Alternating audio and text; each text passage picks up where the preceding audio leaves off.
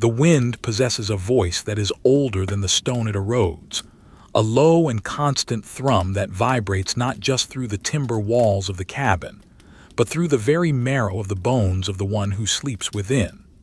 It is a darkness that has weight, a heavy blanket of sound that smothers the world outside, pressing against the rough-hewn logs with the persistence of an ocean tide. Inside, the air is still, suspended in a frozen pause, holding its breath as if waiting for the earth to stop spinning. The cabin is a small box of silence submerged in a vast, roaring sea of winter. There is no light here, not yet. There is only the deep, velvety obsidian of the night, a texture of darkness that feels like soft charcoal rubbed deep into the paper of existence, obscuring all edges, blurring the line between the sleeper and the room. The sleeper breathes. It is a slow, rhythmic sound, a shallow draft of air pulled in through the nose and released as a faint, invisible ghost into the frigid room. In and out. The rhythm matches the swaying of the great pine trees outside, though they are unseen. The cold is a physical presence in the room, a guest that entered long ago and refused to leave, settling into the corners, seeping into the mattress, creeping under the heavy wool blankets. It is a dry, biting cold, the kind that stiffens leather and turns water to stone in the time it takes to draw a breath. Under the layers of rough wool, the sleeper's body is a small island of warmth, preserved and huddled, reluctant to unfurl into the biting reality of the early morning. Slowly, consciousness returns, not with a start, but with the gradual inevitability of a glacier shifting. The eyes open, but they see nothing different from what was seen in sleep. The darkness is absolute.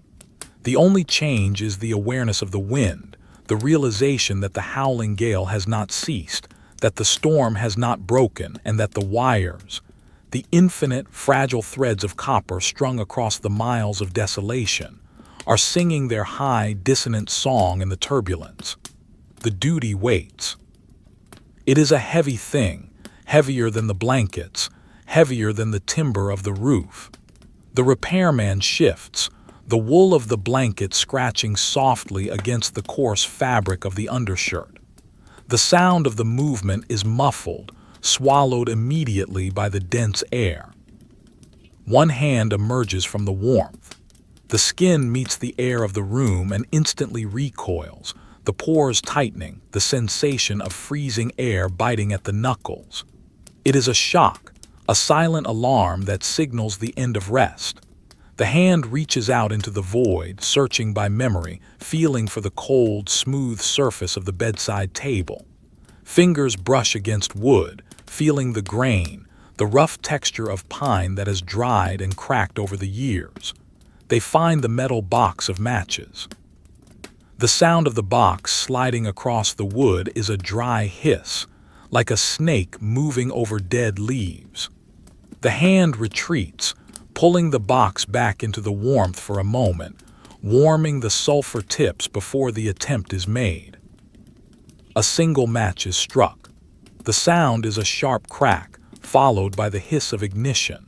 A small, violent flare of yellow bursts into existence, blinding in its suddenness.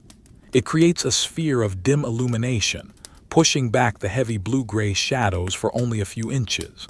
The smell of burning phosphorus hangs sharp and acrid in the frozen air, a chemical intrusion into the scent of old wood and dust. The flame wavers, dancing nervously in the draft that bleeds through the unseen gaps in the chinking. It is a fragile thing, this fire, a tiny point of defiance against the crushing weight of the winter night. The hand moves the match to the lantern. The glass chimney is cold to the touch, fogged with the residue of previous nights. The wick catches, sputtering for a moment before taking hold. A soft, warm glow begins to expand, painting the room in strokes of amber and deep umber. The light does not reach the corners, it only suggests them. It reveals the heavy wooden beams of the ceiling, stained dark with soot. It reveals the rough texture of the floorboards, worn smooth in paths of travel. The room looks like a drawing, a sketch made with heavy pencils on dark paper, the light serving only to highlight the texture of the isolation. The repairman sits up. The blankets fall away, pooling around the waist, heavy and thick. The cold air rushes in to claim the space, wrapping around the torso, sliding down the spine. It is a physical weight pressing the shoulders down. Breath creates a dense white fog in the lantern light, a cloud that forms and dissipates with every exhalation. It is the only thing moving quickly in this world. Everything else is slow, deliberate, burdened by the temperature. The feet swing out and down, searching for the floor. They find the wood, and the cold travels up through the soles, a sharp ache that wakes the nerves. Beside the bed, the boots wait. They are objects of sculpture formed from thick, dark leather that has stiffened in the night. They hold the shape of the foot even when empty, rigid, and unyielding. The laces are frayed, stiff with old wax and frozen moisture. The repairman reaches for them, the hands moving with the stiffness of the cold. Touching the leather is like touching iron. The boots must be wrestled with. The foot slides in, pushing against the resistance of the cold material. The laces must be pulled tight, winding around the metal hooks, securing the ankle against the uneven terrain that waits outside. Each pull is a labor, the fingers clumsy and numb, struggling to manipulate the thick cords. Standing up, the floorboards creak, a low groan of timber adjusting to weight. The cabin feels smaller in the vertical space, the shadows stretching long and distorted up the walls, merging with the darkness of the ceiling. The repairman moves to the stove. It is a cast-iron beast, black and dull, sitting cold in the center of the room. It radiates a memory of heat, but nothing more. The metal door is opened with a clank of iron on iron. Inside, the gray ash of yesterday lies dormant. The hands work mechanically, tearing strips of birch bark, arranging small twigs, stacking the split logs of pine. The wood is dry, seasoned by years of waiting. The match is struck again. The fire begins as a whisper, a crackle of bark, then grows into a low roar as the draft catches it. The iron of the stove begins to tick and ping as it expands, a metallic heartbeat returning to the room. There is no rush. The storm outside will not cease because the fire is lit. The wires will not reattach themselves. The damage is done, or it is happening now, miles away in the gray void. The repairman moves to the basin. The water in the pitcher has a thin crust of ice on the surface. A knuckle breaks it, the shards tinkling against the ceramic sides like delicate bells. The water is poured into the kettle, the sound clear and sharp. The kettle is placed on the stove. Now there is waiting. The repairman stands by the growing warmth, hands hovering over the black iron, palms open to receive the heat. The shadows in the room flicker with the flames inside the stove, dancing a slow, rhythmic waltz on the log walls. The clothes are layered with the precision of armor. First the long woolen underwear, itching slightly, a constant reminder of the skin. Then the heavy canvas trousers, reinforced at the knees, stiff and durable. A flannel shirt, thick and checkered in muted grays and blues, buttoned to the neck. A wool vest. A heavy coat of boiled wool, dense enough to turn the wind, smelling of wet sheep and lanolin. Each button is fastened with care. Each layer adds weight, restricting movement, turning the body into a heavy, insulated object. The repairman feels the bulk, the resistance of the fabric against the joints. It is a necessary encumbrance. To be light is to freeze. To be heavy is to survive. The kettle begins to sing, a high, thin whistle that harmonizes with the wind outside. The sound is piercing in the small room. Coffee is prepared, dark ground spooned into the boiling water. The aroma rises, rich and bitter, cutting through the stale air of the cabin. It smells of earth and roasted beans, a scent that belongs to civilization here in the wildest place. The cup is tin, battered and dented, rimmed with a dull gray patina. The liquid is poured, black as the night outside. The hands wrap around the tin, seeking the heat. The first sip is scalding, burning the tongue, sending a jolt of warmth down the throat, radiating outward from the chest. It is fuel. It is the internal fire that must match the external armor. The tools hang on the wall, silhouettes against the wood. They are the instruments of the trade, the extensions of the hands. The repairman approaches them with reverence. The belt is heavy leather, wide and scarred. It is strapped around the waist, cinched tight over the layers of wool. The pliers are taken down. They are heavy, solid steel with long handles wrapped in tape for grip. They are cold, sucking the heat from the gloves that are now pulled on. The wire cutters. The wrench. The coil of copper wire, dull and heavy, slung over the shoulder. And finally, the climbing irons. The climbing irons are fearsome things. Curved bands of steel that strap to the legs, ending in long, sharp spikes that face inward. They are designed to bite into wood, to hold the weight of a human against a pole slick with ice. The repairman sits on the bench to strap them on. The leather straps are tightened around the calf, around the ankle. The steel presses against the side of the leg, a rigid splint. The spikes gleam in the lantern light, sharp points destined for the frozen timber of the telegraph poles. Walking with them is awkward, a clanking, stilted gait. The metal strikes the floorboards, clack, clack, clack. It is the sound of a machine, of a man becoming something more than flesh and blood, becoming a mechanism of repair.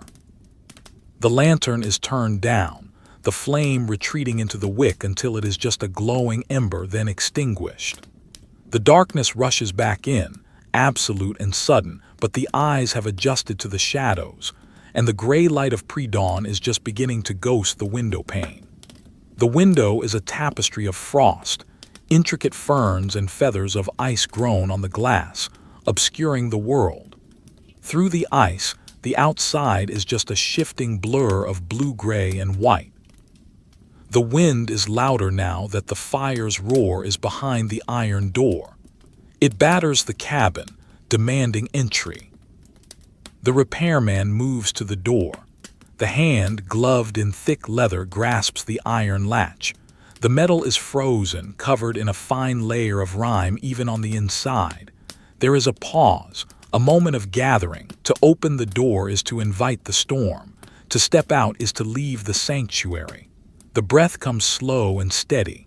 The weight of the tools pulls at the hips.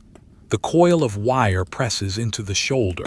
The spikes on the boots scrape the floor. The latch is lifted.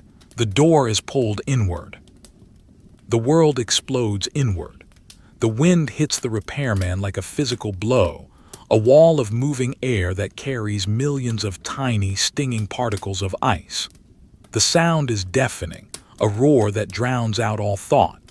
The heat of the cabin is sucked out in a second, replaced by a cold so intense it feels like a burn. The light of the morning is dim, a flat, washed-out gray that offers no warmth, no contrast.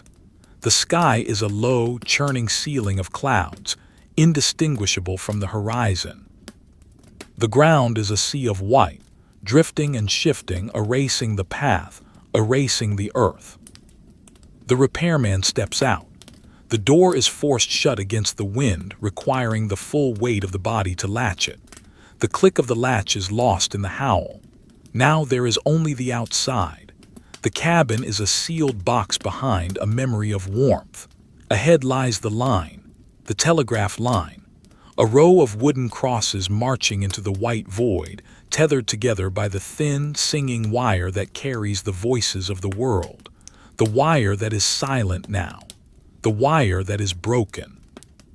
The snow is deep, reaching the knees. The crust breaks with every step, a crunching sound that is felt more than heard.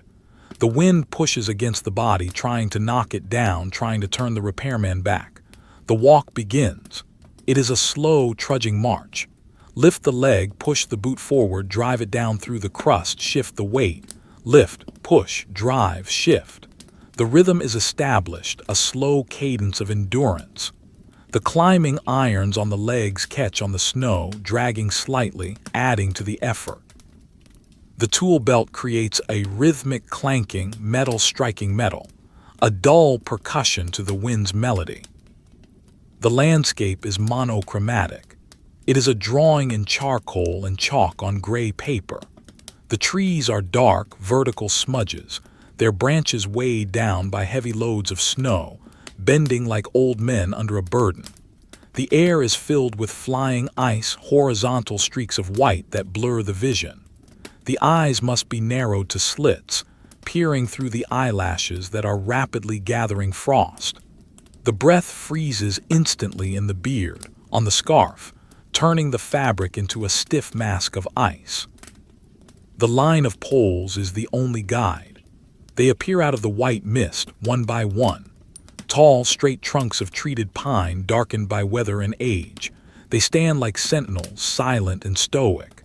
At the top of each, the crossarms stretch out like skeletal arms holding the glass insulators. The insulators are dark green or clear glass, small knobs that usually glint in the sun, but today look like lumps of dark ice. The wire connects them, a thin pencil line drawn across the sky. It sags under the weight of the ice that has formed on it. The ice on the wire is thick, a cylinder of white that makes the thin copper as thick as a wrist. It is this weight that threatens the line. It is this weight that brings the silence. The repairman stops at the first pole to check the line. Looking up, the neck stiff against the collar of the coat. The wire is there, heavy and sagging, but intact. It hums in the wind, a vibration that travels down the wood of the pole. The repairman places a gloved hand on the timber. He can feel the hum, the resonance of the storm playing the wire like a cello string. It is a low, mournful note. The wood is frozen hard, solid as stone. The creosote smell of the treated wood is faint, overpowered by the smell of ozone and ice.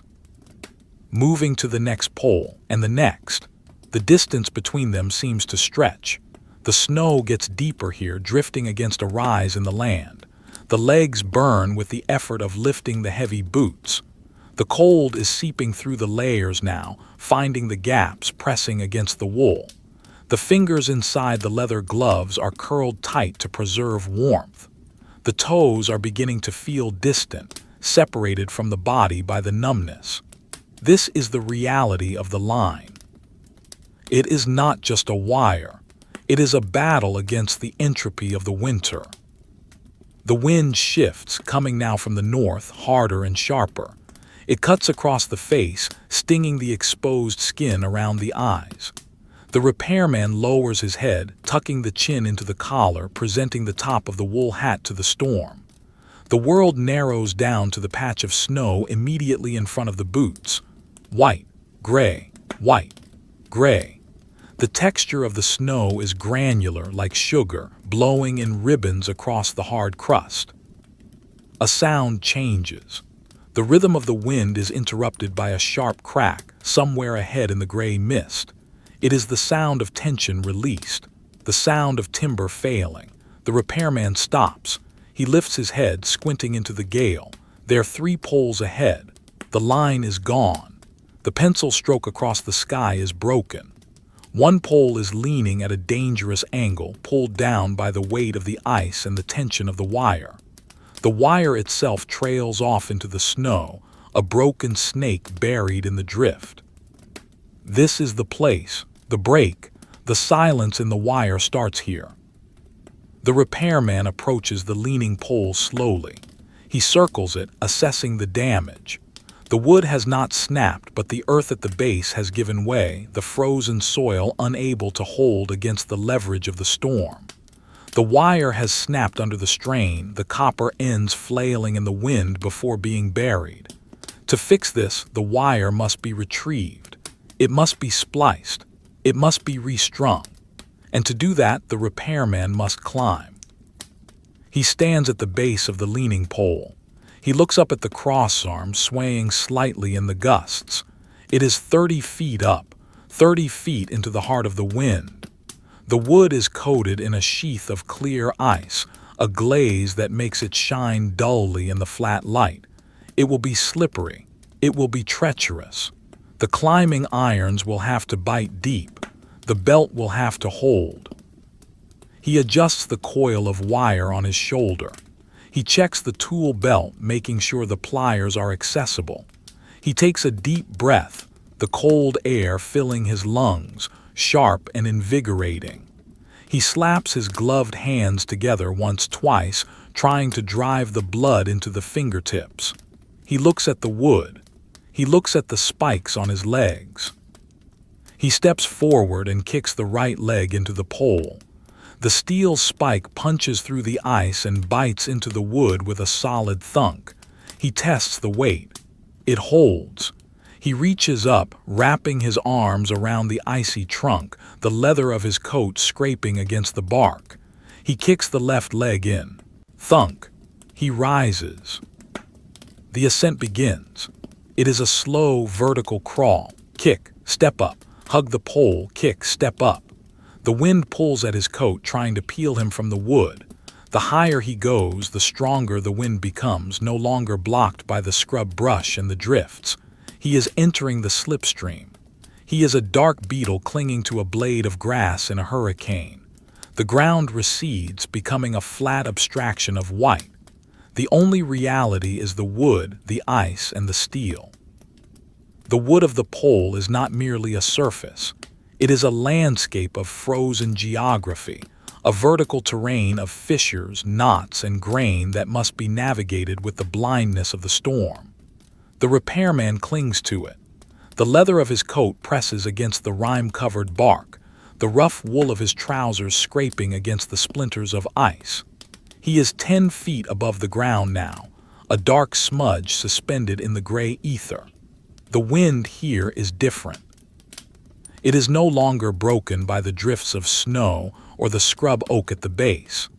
It is a clean, unobstructed force, a river of air moving at a speed that tears the heat from the body in seconds. It pulls at the back of the heavy coat, inflating it, trying to peel the man away from the timber as a child might peel bark from a birch tree. Kick. The steel spur on the right boot drives inward. It is a specific motion, a practiced violence. The leg must be swung out, then driven down and in, angling the ankle so the gaff bites deep into the heartwood. If the angle is shallow, the steel will skid on the frozen surface, slicing a long, white scar down the pole, sending the climber sliding into the abyss. If the angle is too steep, the spur will stick, locking the foot in place, forcing a dangerous struggle to free it. The repairman knows the angle. It is muscle memory, written into the tendons of the calf and the arch of the foot. The sound is a dull thunk, followed by the microscopic creak of wood fibers compressing under the steel point. Step up, the weight transfers. The body rises 6 inches. The left leg swings. Kick, thunk. The rhythm is the only clock that matters. There is no time here, only altitude. The ground below is a blurred sheet of white, losing its definition with every step upward. The snow is no longer a surface to walk on. It is a textural background, a wash of pale gray pastel rubbed into the bottom of the canvas. The boots are heavy pendulums, the climbing irons adding pounds of steel to each foot. The muscles of the thighs burn with a slow, lactic heat, a dull fire that contrasts with the biting cold of the wind on the face. The pole sways. It is a subtle movement, a pendulum swing of perhaps 3 inches at this height, but it feels amplified by the isolation. The timber groans, a low-frequency vibration that travels through the chest of the repairman as he hugs the pole.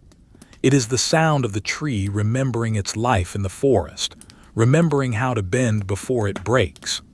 The wood smells of creosote and old tar, a chemical scent that is sharp and preserved by the frost. It mixes with the smell of the wet wool, the smell of the leather belt, the smell of the ozone carried on the wind.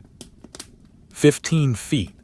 The wind whistles around the curve of the pole, creating a vacuum on the lee side where the repairman clings. He pauses to adjust the safety belt.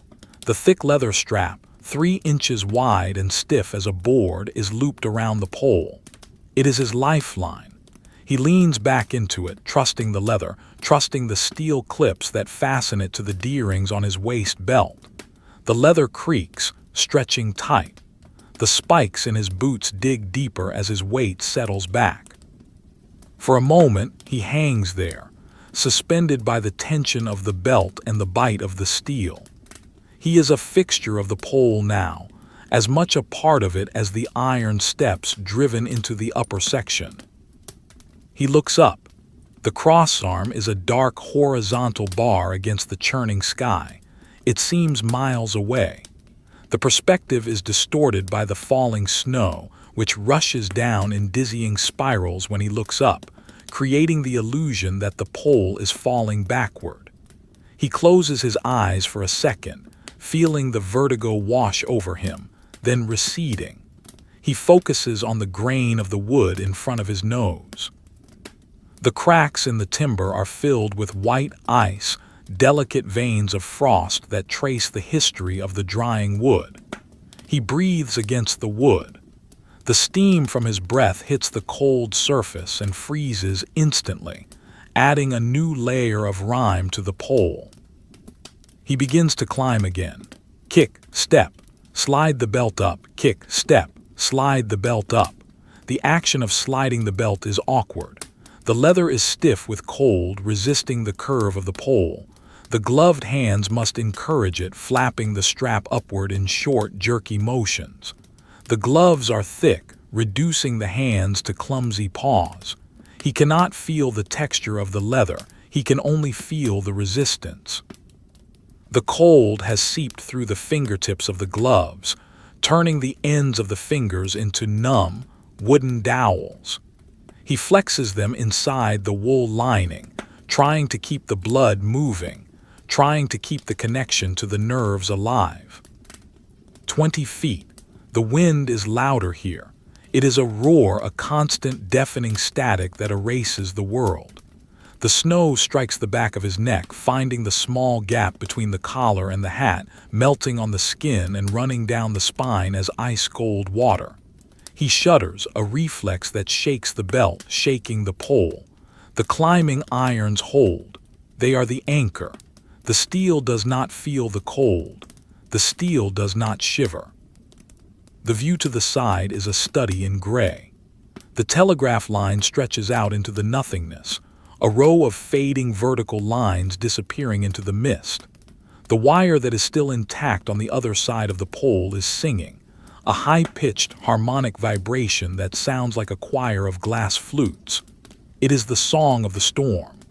The wire is coated in ice, a thick, translucent cylinder that catches the flat light. It sags heavy and low, a catenary curve of frozen potential energy. The broken wire, the one he has come to fix, is buried somewhere below, hidden in the drift, silent. He reaches the climbing steps. These are iron spikes driven into the pole near the top to assist with the final ascent to the crossarm. They are rusted, pitted with age, and covered in a layer of clear verglas ice. They are treacherous. To trust a boot to one of these ice-covered pegs is to risk a slip. The repairman ignores them, trusting his own spikes, his own steel. He drives his gaff into the wood right next to an iron step, the sound of metal grazing metal ringing out, a sharp clink that is swallowed instantly by the wind. He is level with the crossarm now, the top of the pole, the summit of this small wooden mountain. The wind here is at its peak fury, whipping over the top of the pole, accelerating as it passes the obstruction. It buffets the repairman's head, pushing the wool hat down over his brow. He has to lean in close to the pole, wrapping his arms around the chaotic junction of wood and iron. The crossarm is a piece of 4x4 timber, bolted horizontally to the pole. It carries the insulators, the glass bells that hold the wire. The insulators are coated in unrecognizable shapes of white. The pins that hold them are buried. The entire structure is an abstract sculpture of ice and wood, frozen in a moment of stress. The pole is leaning, pulling away from the brake, and the repairman can feel the tension in the wood, a tightness in the grain that speaks of the load it is carrying. He must maneuver into a working position. This is the most dangerous dance. He must unclip the safety belt, pass it over the crossarm or around the top of the pole and reclip it. For that brief moment, he is attached to the world only by the 2 inches of steel in his boots. He prepares. He settles his weight on the left leg, driving the spur in deep. He tests it, bouncing slightly. It holds. He unclips the belt. The snap of the metal clip is a small, mechanical sound. He is free. The wind tries to take him. It pushes against his chest, trying to throw him backward into the white void. He hugs the pole tight, the rough bark scraping his cheek. He moves the belt. The leather is stiff, fighting him. He wrestles it around the top of the pole above the crossarm. He reaches for the D-ring on his left hip. The gloves make it hard to feel the ring. He fumbles, the metal clicking against metal. Click. It engages. He leans back. The belt catches him. He is safe again. He hangs there for a moment, catching his breath. The air is thin and sharp, burning the lungs. The exertion of the climb has generated heat inside the layers of wool, but the wind strips it away as soon as he stops moving. He looks down at his tools. The pliers in the belt pouch are frozen. The wire coil over his shoulder is a heavy, dead weight. He needs to bring the wire up. He needs to fish the broken end from the snow below. But first, he must secure his position. He wraps his legs around the pole, crossing his ankles, locking the spurs into the wood on opposite sides. This is the lockout, a position that allows him to stand without using his hands, supported by the belt and the legs. He is a fixture of the pole now, a human crossarm. He brings his hands up to his face, blowing hot breath into the cupped leather palms. The heat is fleeting, gone in a second. He looks at the insulator where the wire should be. It is empty, a broken tie wire dangling from it like a dead vine. The copper wire has snapped cleanly, likely from the weight of the ice combined with a sudden gust. The end is down there, somewhere in the white deep. He carries a hand line, a coil of rope attached to his belt. He must lower it, fish for the wire, or climb down to get it. But climbing down and back up is a waste of energy he cannot afford. He will use the hand line. He fumbles with the rope coil on his belt. The rope is stiff, frozen into the shape of the coil. He has to bend it to straighten it. It cracks as he unspools it, the fibers filled with microscopic ice crystals. He ties a heavy wrench to the end of the rope to give it weight. He lowers it. The rope pays out slowly, swaying in the wind, a thin vertical line traversing the gray space between the man and the earth. He watches the wrench descend. It disappears into the white blur of the ground. He cannot see the broken wire. He will have to go down. The realization is a heavy stone in the stomach. The energy expended to climb is an investment, and now the market has crashed. He cannot fish the wire blind. He must descend, find the end, splice on a new section from his coil and bring it up. Pauses. He does not move immediately. He simply exists in the high place in the wind. He looks out at the horizon, or where the horizon should be. There is no line between earth and sky. It is all one canvas, a seamless gradient of charcoal and slate. To the west, the storm is darker, a bruise on the sky. To the east, the gray is slightly lighter, the suggestion of a sun that will never break through. The isolation is total. There is no bird, no beast, no other human within the scope of the mind. There is only the hum of the wire, the creak of the wood, and the beat of his own heart, slow and heavy in his ears. He prepares to descend. The descent is the reverse of the climb, but more difficult. The eyes are in the feet now. He must look down past his own body, past the bulk of the coat, to see where the spurs will strike. He unhooks the lockout. He leans into the pole. He loosens the belt, sliding it down a foot. Kick out. Step down. The spur pulls free from the wood with a sucking sound, leaving a dark, bleeding wound in the timber where the sap is exposed. Step down, kick in, thunk. Step down, kick in, thunk. The rhythm returns, a slow de-escalation of height. The wind decreases slightly as he drops below the tree line, though the cold remains constant. The ground approaches, transforming from a white abstraction back into a surface of drifts and crust. When his boots finally touch the snow, the sensation is strange. The ground is soft, yielding, unlike the rigid honesty of the wood. He unclips the belt, the leather sighing as the tension is released. He stands in the snow, looking up at the pole he just conquered and abandoned. It stands tall and indifferent, the scars of his climbing irons the only evidence of his visit. He turns to the snow. He begins to kick through the drifts, searching. He uses his boots as shovels, plowing through the powder. He is looking for a snake in the snow. He walks in widening circles from the base of the pole. The wind fills his tracks almost as soon as he makes them. He is hunting copper in a world of ice. His boot catches on something. Not a root, not a rock, something that yields but has tension. He kneels. The snow wets the knees of his trousers instantly. He digs with his gloved hands, scooping away the white crystals. He finds it, the dull gleam of oxidized copper, the broken end of the telegraph wire. It is buried 2 feet down. He pulls it up. It is heavy, weighted down by the ice that still clings to it for hundreds of yards back along the line. It feels like pulling a drowned thing from the sea. He holds the wire in his hands. It is cold, lifeless. This is the severed nerve of the world.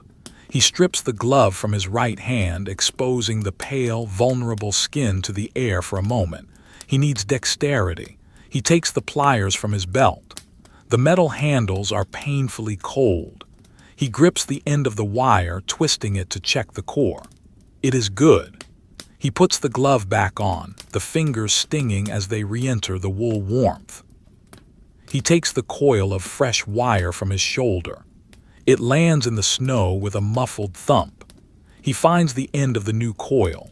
He brings the 2 ends together, the broken line and the new supply. He prepares to splice. This is the craft. This is the art. The Western Union splice.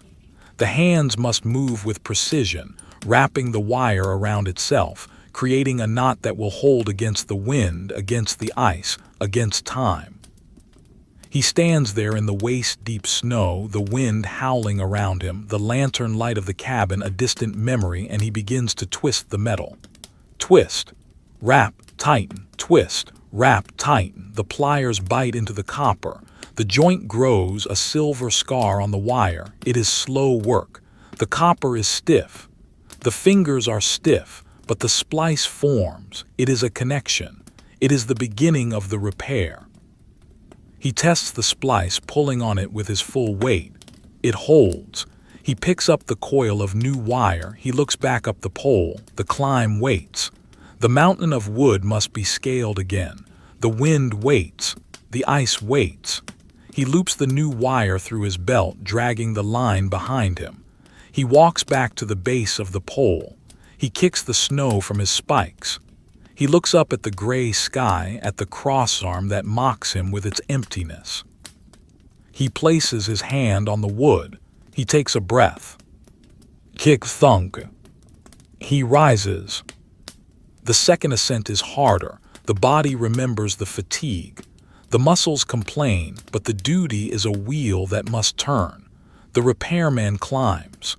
The wire trails behind him, a copper tail, a heavy burden that grows heavier with every foot of altitude. The wind catches the wire, blowing it out in a bow, adding drag. He fights the wind. He fights the weight. He fights the gravity. 10 feet. The wood is scarred from the first climb. He tries to place his spikes in fresh timber. 15 feet. The wind returns to its full throat. 20 feet. The cold is a dull ache in the bones. He reaches the top again. The crossarm is there. He belts in. He is back in the sky. He hauls the wire up, hand over hand, pulling the slack from the ground. The copper slides over the crossarm, scratching the wood. He pulls until the line is taut, until the sag is gone from the span below. He holds the tension. He is the bridge between the broken earth and the silent sky. He wraps the wire around the insulator. He begins to tie it in. The world is still gray. The wind is still cold. The work is just beginning. This is only one pole. There are miles of wire. There are hours of storm.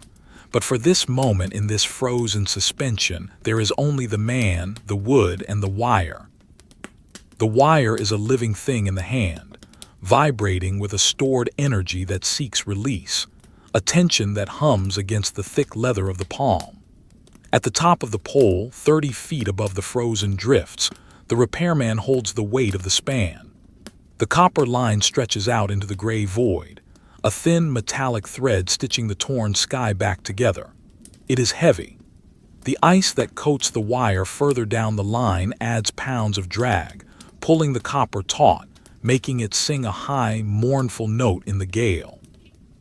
The repairman's arm shakes, a tremor that starts in the shoulder and travels down to the wrist, not from fear, but from the sheer, static exertion of holding the line against the wind.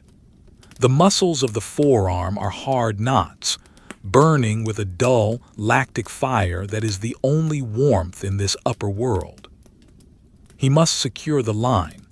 The glass insulator sits on the wooden pin of the crossarm, a cold green jewel of solidified silica. It is covered in a layer of rime, a frosted coating that obscures its transparency.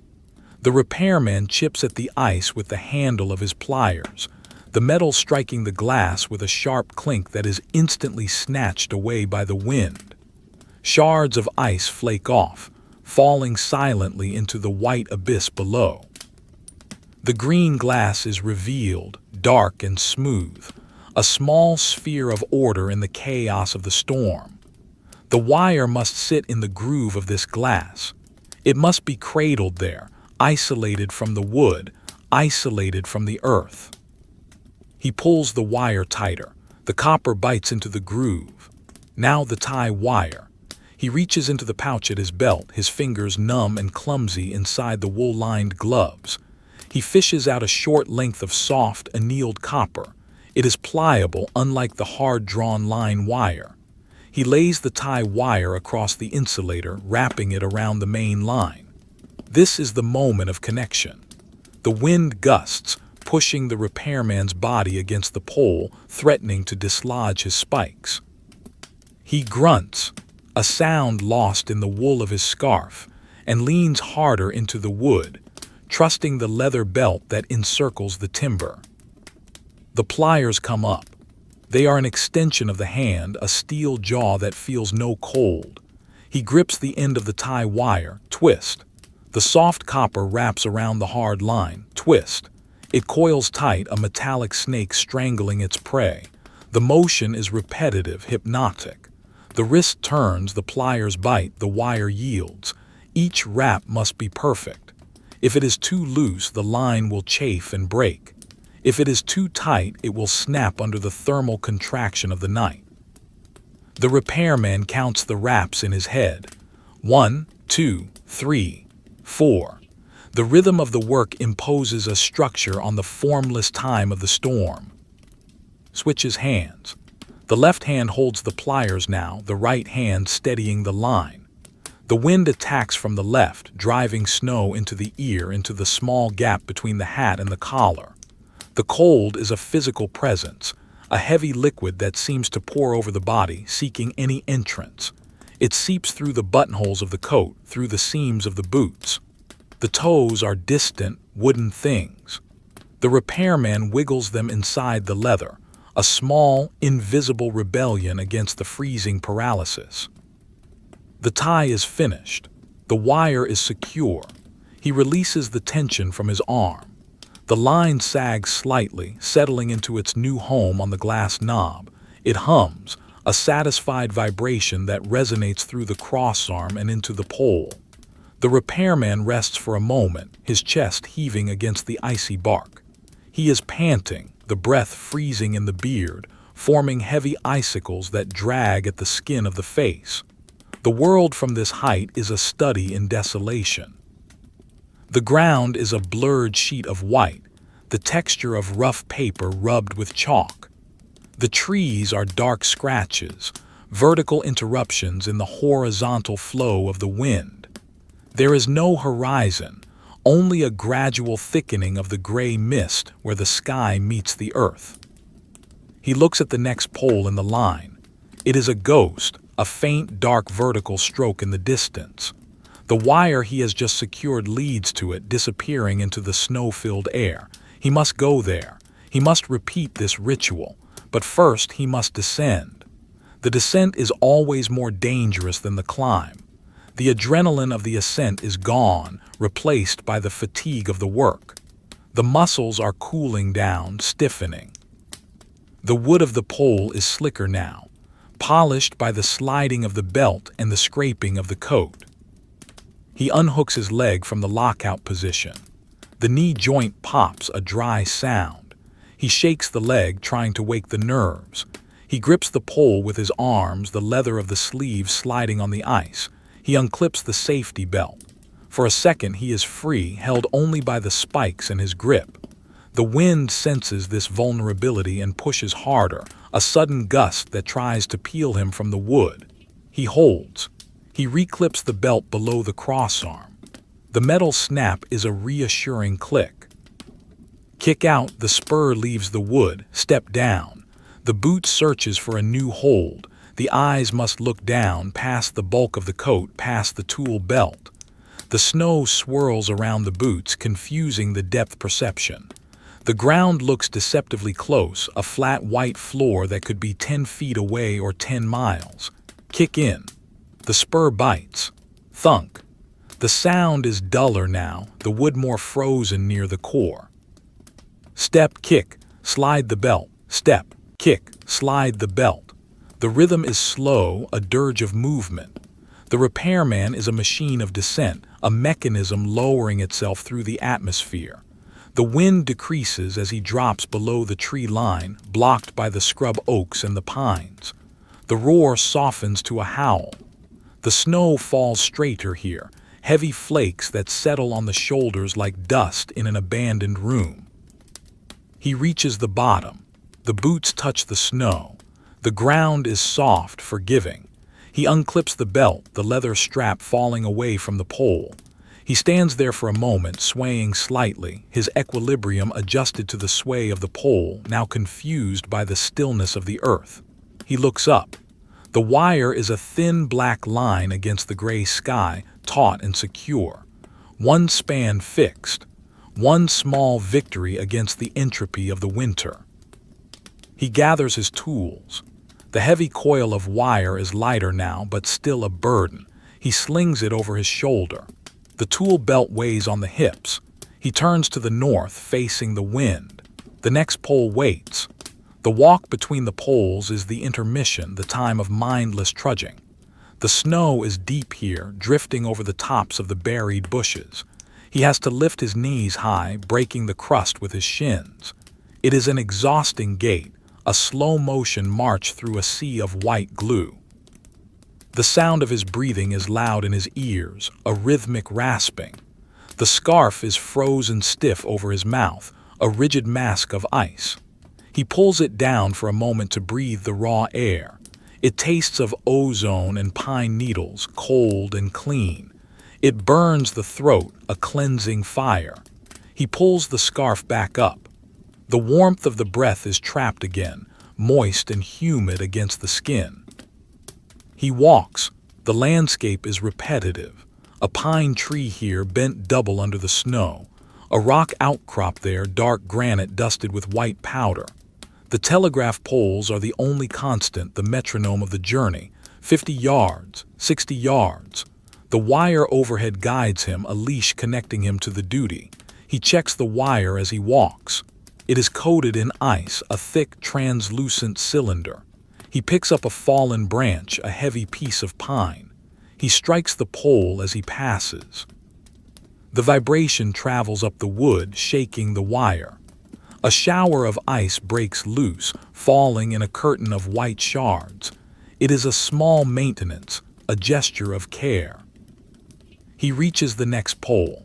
It stands in a hollow, surrounded by deep drifts. The wind has carved the snow around the base into smooth, sculpted waves, curves of white marble that look too perfect to disturb. The repairman disturbs them.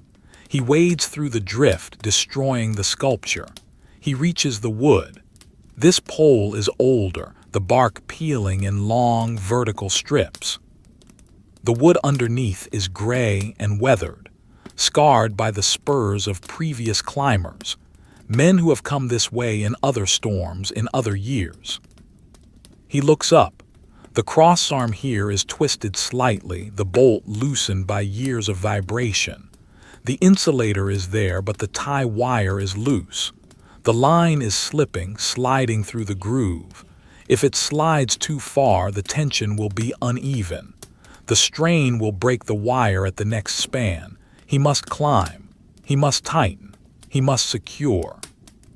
He kicks the snow from his boots. He checks the spurs. The points are still sharp, though duller than when he started. He takes a file from his pocket. It is a small, flat piece of steel. He runs it over the point of the spur. Scrape, scrape, scrape. The sound is thin and harsh. He tests the point with his thumb. It catches the skin. It is ready. He embraces the pole. The wood is cold, indifferent. He begins the climb. Kick, thunk. Rise. Kick, thunk. Rise.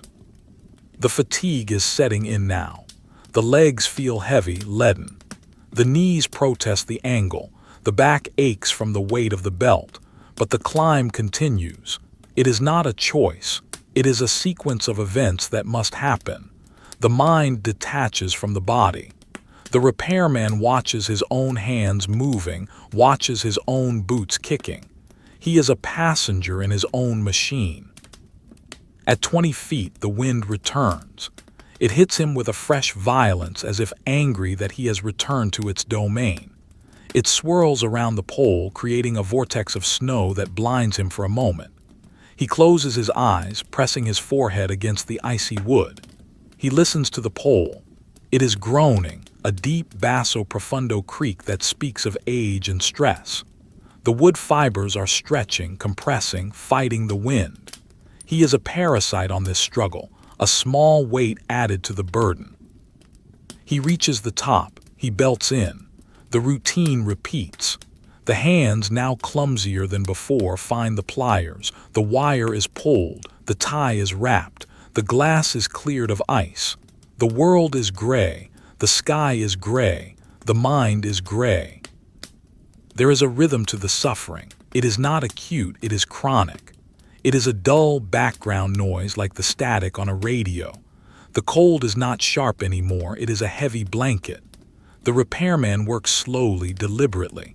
He drops a nut from a bolt. It falls, a small dark speck tumbling into the white. He watches it go. He does not curse. He simply reaches into his pouch and finds another. There are always more nuts. There is always more wire. There is always more storm.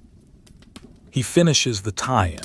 He checks the line. It looks good. It looks strong. He looks out along the wire to the next pole and the next. They fade into the distance, a line of soldiers marching into oblivion. He counts them. 1, 2, 3, 4. They disappear before he can reach 10. The job is infinite. The day is finite. The light is already changing, the flat gray of the morning shifting to the deeper, bruised purple of the afternoon. The storm is not lifting, it is settling in. He prepares to descend, but before he does, he pauses. He looks at his hand resting on the crossarm. The glove is worn, the leather scuffed and gray. Ice has formed in the creases of the knuckles. It looks like the hand of a statue, a monument to labor. He flexes the fingers, the ice cracks. The statue moves. He is still alive. He is still warm, deep inside the fortress of wool. He unclips. He drops his weight, the spike bites. The descent begins. Down into the shelter of the trees. Down into the deep snow. Down into the silence of the ground. When he lands, he stumbles. The legs are stiff. He catches himself on the pole. He leans there, breathing heavy, white plumes of steam rising from his head. He is a steam engine cooling on the tracks. He takes a handful of snow and rubs it over his face, scrubbing the ice from his beard, waking the skin. The snow feels hot against the frozen flesh. It melts, running down his neck. He picks up the coil. He picks up the tools. He turns to the north. Step crunchy. Step crunchy. The sound of the boots in the snow is the only conversation. The telegraph line waits. The high wire waits. The storm waits. And the repairman walks.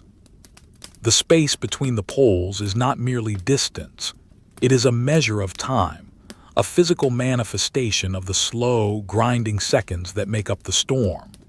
The repairman moves through this space not as a traveler, but as a dense object pushing against a fluid medium. The air has thickened, the wind carrying a heavier load of moisture that freezes on contact with anything solid. It creates a shell around the repairman, a second skin of rime that cracks and reforms with every step. The sound of his movement is a rhythmic crunching, a destruction of the pristine snow crust that has formed over the drifts. Each step breaks the surface, sinking into the powder below, requiring a deliberate lift of the knee to extract the boot for the next stride. It is a motion of wading, of pushing through a tide that refuses to recede. The light is changing, shifting from the flat, dimensionless gray of the morning to a deeper, heavier hue. The sun, unseen behind the banks of cloud, is beginning its descent, dragging the shadows of the trees across the snow. These shadows are not sharp silhouettes but bruised smudges of indigo and charcoal, bleeding into the white. They stretch long and distorted, reaching for the repairman's boots, pulling him into the darkness of the forest edge. The world is becoming a drawing in soft, dark pastels, the edges of reality blurred by the blowing snow and the failing light. Above, the wire sings a different song. The tension has changed with the repair of the previous span. The note is lower now, a deep, resonant cello string that vibrates in the chest. It is the sound of the earth humming to itself, a low-frequency transmission of cold and distance. The repairman pauses to listen.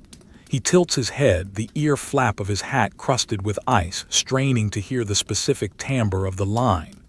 A tight wire sings, a loose wire rattles. This wire hums. It is holding. It is alive. It carries the silent messages of a world that feels light years away.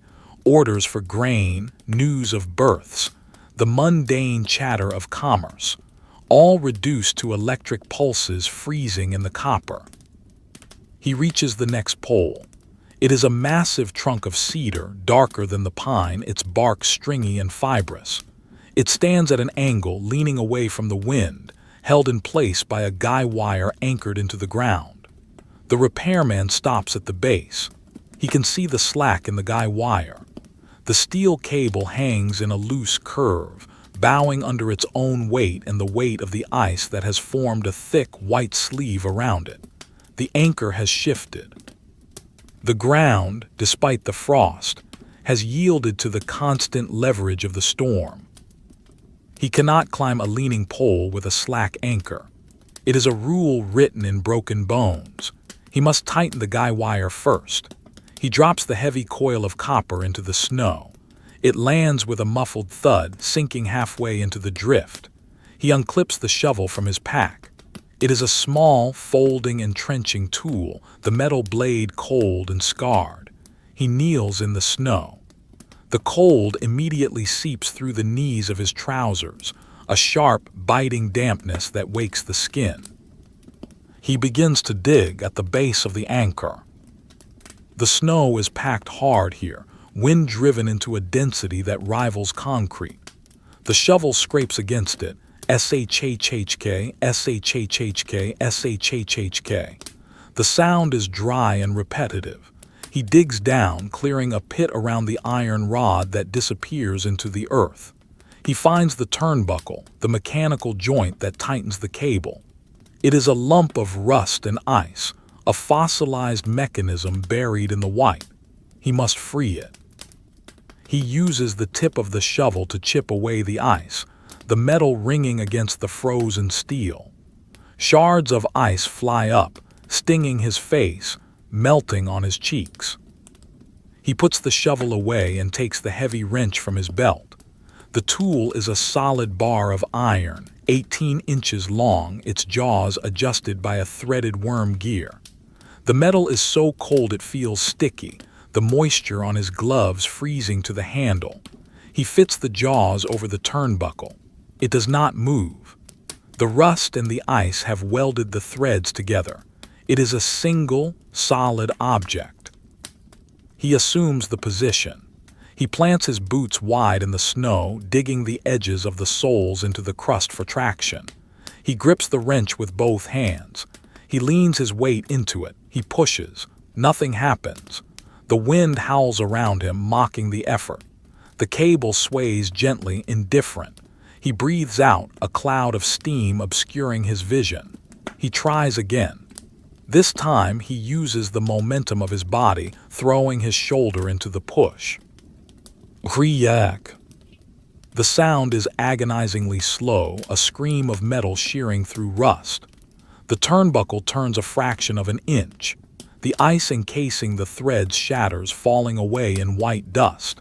He pushes again. Creak. Another fraction. The resistance is immense. It is a battle of leverage against oxidation. Every turn is a victory. Every turn takes a minute of sustained force. He works the wrench back and forth, clearing the threads, gaining ground. Round and round. The cable begins to straighten. The bow in the line disappears. The slack is eaten by the turnbuckle. The vibration of the guy wire changes, the dull rattle replaced by a tight musical thrum. The pole groans as it is pulled back towards vertical, the wood fibers compressing. The repairman stops. He wipes the sweat from his forehead with the back of his glove. The sweat is cold, clammy. He is burning energy at a rate that cannot be sustained. He needs fuel. He stands up, his knees cracking loudly in the quiet hollow. He reaches into the deep pocket of his coat and pulls out a packet wrapped in oilskin. He unfolds it with stiff fingers. Inside is a block of hardtack and a strip of dried beef. It is frozen solid. He breaks off a piece of the biscuit. It snaps like a piece of pottery. He puts it in his mouth. It is hard, dry, and tasteless.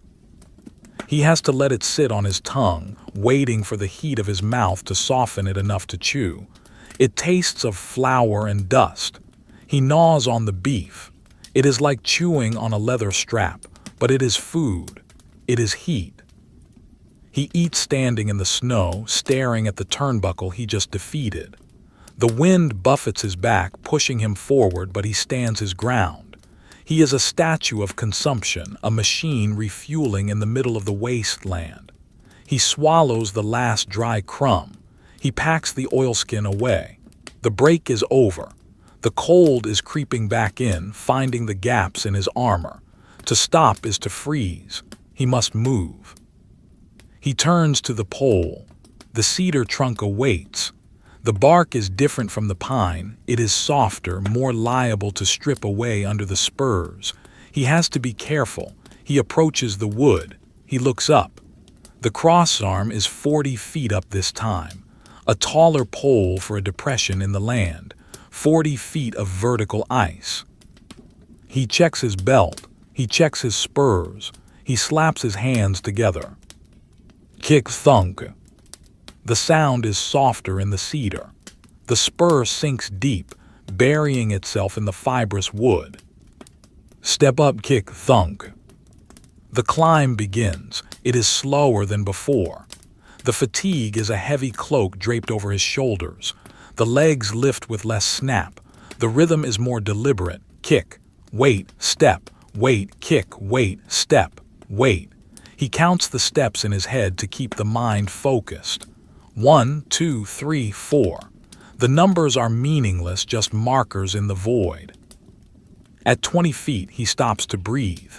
He presses his face against the pole. The cedar smells sharp, a spicy, resinous scent that cuts through the cold air. It smells of the deep forest of ancient summers. He closes his eyes for a second, inhaling the memory of warmth stored in the wood. Then he opens them. The gray reality returns. The snow is swirling in a vortex around the base of the pole, erasing his tracks, erasing the evidence of his work on the guy wire. He looks up. The insulators are dark knobs against the sky. One is missing, a gap in the teeth of the line. The wire is tied to the bare wooden pin, a temporary fix from some previous storm, a desperate measure that has become permanent. The wire is chafing against the wood. It will break soon if not fixed. He has a spare insulator in his bag, a heavy glass bell. He continues the climb. 25 feet, the wind picks up. 30 feet, the pole sways. The guy wire holds the tension he added doing its work. The sway is controlled, stiff. 35 feet. The cold is intense. The air temperature drops with every yard of altitude. He reaches the crossarm. He maneuvers into position. He belts in. The safety strap groans as it takes his weight. He leans back, looking at the bare pin. The wood is chewed up, splintered by the friction of the copper wire. He has to install the new glass. He reaches into his heavy canvas bag. His fingers brush against the cold glass of the spare insulator. He lifts it out. It is green, thick, and heavy. It looks like a relic from the ocean floor. He holds it in his left hand. With his right hand, he takes the pliers and unties the wire from the wooden pin. The wire springs free, humming with tension. He has to hold it away from the pole with his shoulder while he works. The wooden pin is threaded, but the threads are filled with ice and old moss. He takes his knife from his pocket. He scrapes the threads. Scrape, scrape, scrape. The sound is tiny, insignificant against the roar of the wind. He clears the grooves.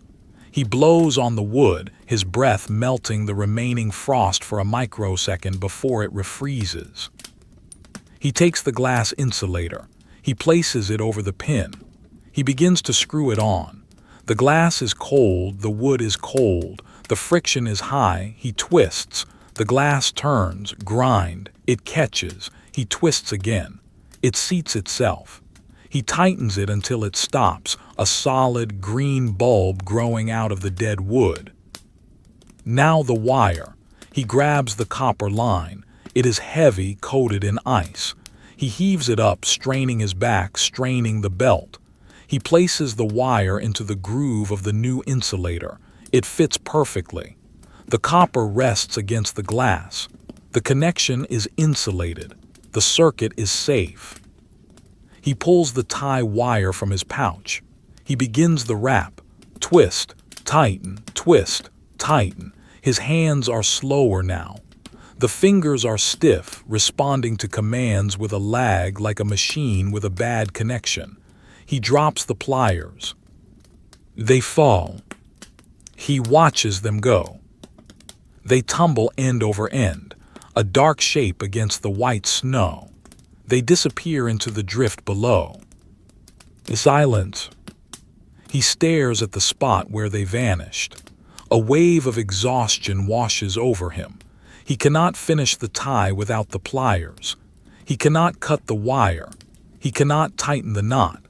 He is 40 feet in the air, tethered to a pole, and his primary tool is gone.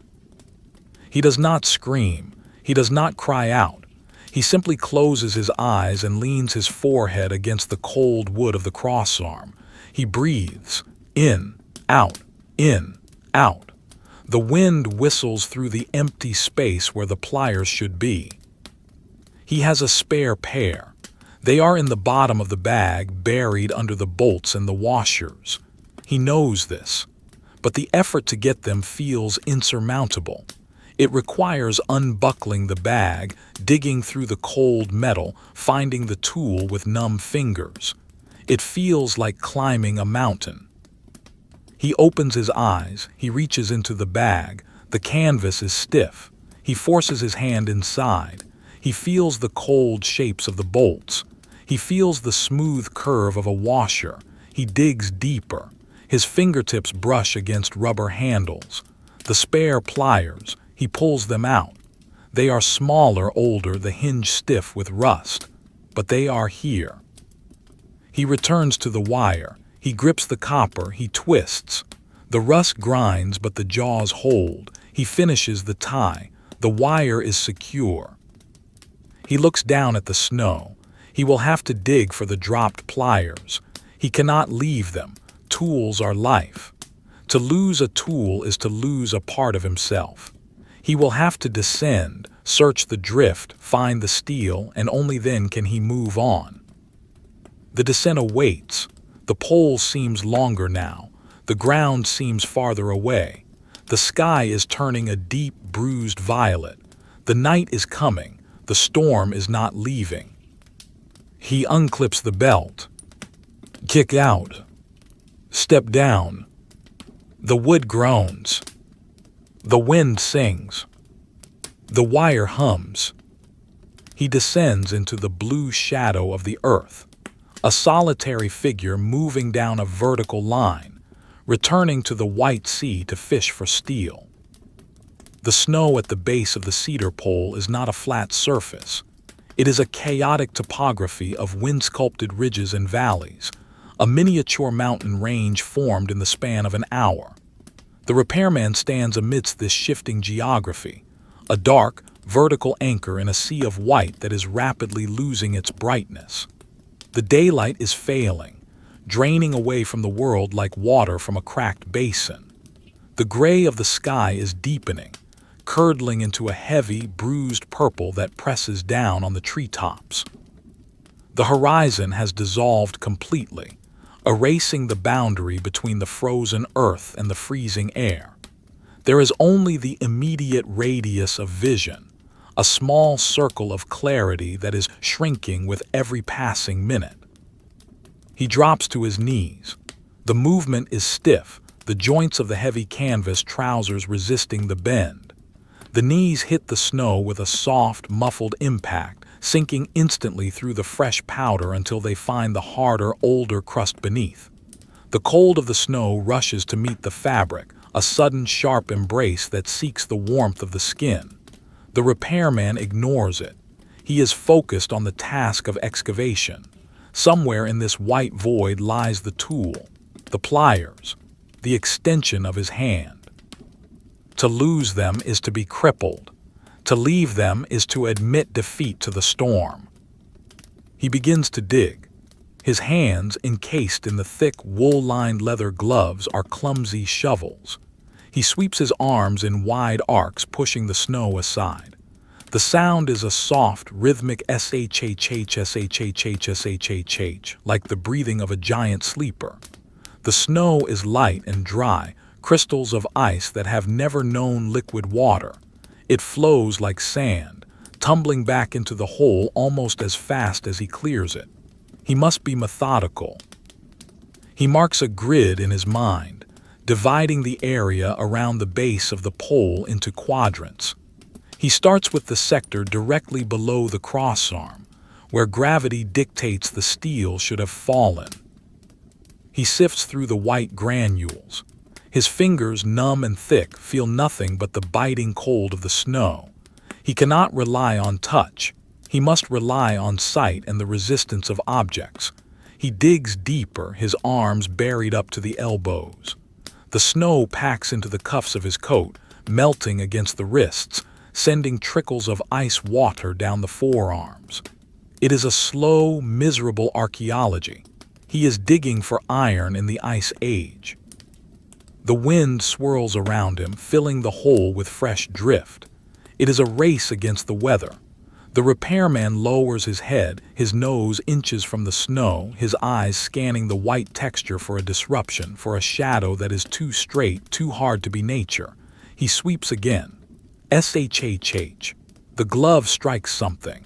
A sound that is not the soft crunch of snow, but the dull clack of metal on metal. He stops. He pushes the snow away.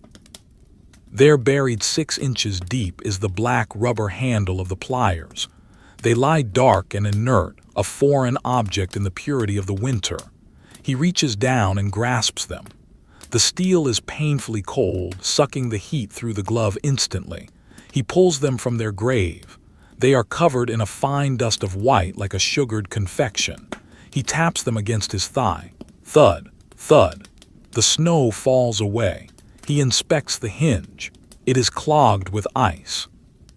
He brings the tool to his mouth and blows warm air into the joint. The ice melts, then refreezes, but the movement is restored. He works the handles back and forth. Squeak, squeak. The tool lives. He slides the pliers back into the leather pouch on his belt. The weight returns to his hip, a familiar and comforting burden. He pushes himself up from the snow. The effort requires a groan, a sound that is lost in the wind. His legs are stiff columns of wood, the muscles shortened by the cold. He sways for a moment, finding his balance on the uneven ground. He brushes the snow from his knees, from his chest, from his arms. It is a futile gesture. The snow is part of him now, but it is a ritual of order. The light is almost gone. The world has entered the blue hour, that time of suspension between day and night when the snow glows with an internal phosphorescent luminescence, and the shadows become deep pools of indigo ink. The trees are no longer green or brown. They are black silhouettes cut from construction paper, pasted against a background of slate. The telegraph line above is invisible now, lost in the dark sky. Only the hum remains, the vibration that travels down the cedar pole, telling him the wire is still there, still waiting. He cannot work in this darkness. He needs his own sun. He reaches around to the back of his belt where the storm lantern hangs by a heavy wire bale. It is a cold brass cylinder, battered and dented, smelling of kerosene. He unhooks it. The metal is freezing. He holds it up, inspecting it in the fading light. The glass globe is smoked but intact. The font is full. He can feel the liquid sloshing inside, a heavy, shifting weight. He finds a sheltered spot in the lee of the pole, turning his back to the wind. He crouches down, using his broad shoulders and the bulk of his coat to create a small pocket of still air. He removes his right glove, holding it under his armpit to keep it warm. His bare hand is exposed to the air. The skin is pale, the knuckles red and raw. The cold bites instantly, 1,000 tiny teeth sinking into the flesh. He must be quick. He locates the latch on the lantern. It is a small wire loop. He flips it up. He tilts the glass globe back. The wick is exposed, a blackened strip of cotton webbing. He reaches into his pocket for the matchbox. He slides it open. He takes a single match. He strikes it against the side of the box. Snap! The flare is blinding in the gloom. A tear of yellow fire erupts, sizzling with sulfur. He cups his hand around it, shielding the fragile life from the eddies of wind that curl around his coat. He guides the flame to the wick. The cotton catches. A blue flame dances across the top, then turns yellow as the kerosene is drawn up. He lowers the glass globe. He snaps the latch shut. The lantern blooms. It creates a sphere of warm, amber light that pushes back the blue darkness. The light catches the texture of the snow, transforming the flat white into a landscape of glittering diamonds. It illuminates the bark of the cedar pole, revealing the deep fissures and the gray weathering of the wood. It lights the repairman's face, casting deep shadows in the hollows of his eyes and beneath his cheekbones, making him look like a sketch in charcoal and sanguine. He puts his glove back on. The leather is cold, but the hand warms it quickly. He picks up the lantern. The bale squeaks. He stands up. He is now a lighthouse in the ocean of the storm. He carries his own horizon with him, a 10-foot circle of visibility that moves as he moves. Beyond that circle, the world is absolute darkness. He turns to the north. The next pole is out there, somewhere in the black. He knows the distance by heart, 50 yards. He begins to walk. The lantern swings by his side, casting long, pendulum shadows that sweep back and forth across the snow. The shadows of his legs scissor and stretch, grotesque giants marching alongside him. The light reflects off the falling snowflakes, turning them into streaks of gold rain that flash and vanish. The walking is hypnotic. Step, crunch, swing, step, crunch, swing. The rhythm of the body syncs with the rhythm of the light. The snow is deeper here, drifted by the wind that funnels through the trees. He has to lift his boots high, the heavy wool pants dragging against the crust. The sound of his breathing is loud, a rasping intake of air that is too cold for the lungs, followed by a cloud of steam that is illuminated by the lantern, a momentary ghost that dissolves into the dark. He checks the wire by looking up, but he cannot see it. He can only see the snow falling into the cone of light that projects upward from the lantern. He is walking on faith. Faith in the line. Faith in the map in his head. Faith that the next pole has not fallen. The wind has changed its voice. It is no longer the sharp, whistling shriek of the afternoon. It is a low, hollow moan, a sound that seems to come from the ground itself, as if the earth is groaning under the weight of the ice. It is a heavier wind, carrying more snow, burying the world layer by layer. The repairman feels the weight of it against his chest, a constant pressure that he must lean into. Suddenly, a shape emerges from the darkness at the edge of the light. A vertical line, the next pole. It steps into the circle of amber illumination like an actor entering stage left. It is a pine, straight and true, its bark plated like armor. The repairman stops. He holds the lantern up. The light climbs the trunk, revealing the crossarm high above. The glass insulators glint like emerald eyes. The wire is there. It is sagging, heavy with ice, but it is unbroken. He does not need to climb this one.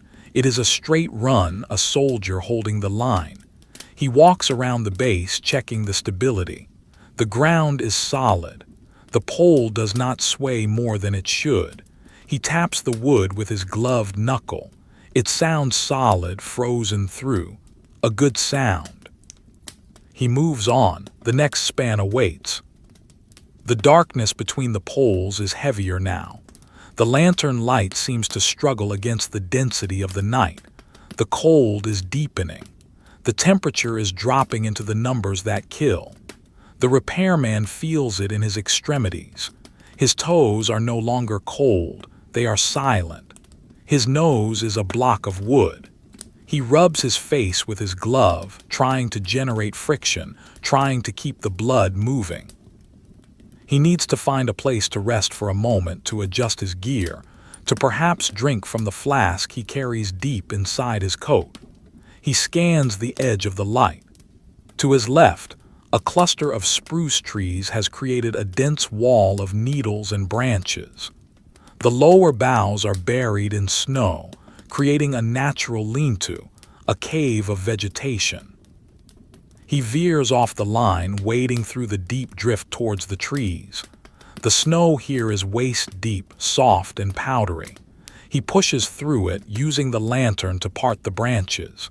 He steps into the shelter of the spruce. The wind dies instantly. The roar becomes a murmur. The air is still, smelling of pine resin and dry needles. It is a cathedral of silence. He hangs the lantern on a broken branch. The light illuminates the interior of the tree cave. The needles are dark green, almost black. The trunk is rough and sticky with sap. The ground is a carpet of dry needles, protected from the snow by the dense canopy above. He stamps his feet, trying to knock the snow from his boots. It falls in heavy clumps. He leans his back against the tree trunk.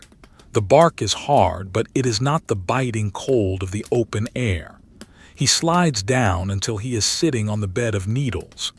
The exhaustion hits him then, a wave of gravity that pulls his head down. He closes his eyes. The orange light of the lantern glows through his eyelids, a warm, comforting red. He is tired, a bone-deep weariness that whispers to him. Sleep, it says, just for a moment, close your eyes, the wire can wait, the storm can wait. He snaps his eyes open. He knows this voice. It is the voice of the freeze. It is the siren song of hypothermia. To sleep here is to never wake up. He shakes his head violently. He slaps his own cheeks. The pain is dull, distant. He reaches inside his coat, fumbling with the buttons. He finds the flask. It is flat, curved to fit the body made of pewter. He unscrews the cap. He takes a sip. The liquid is brandy, cheap and fiery. It burns his lips, burns his tongue, burns his throat. It hits his stomach like a molten stone. The heat radiates outward, a false warmth but a necessary shock. He coughs, the sound harsh in the quiet space. He takes another sip. He screws the cap back on.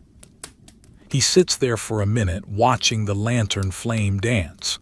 The wick is burning steady. The oil is good. The light is good.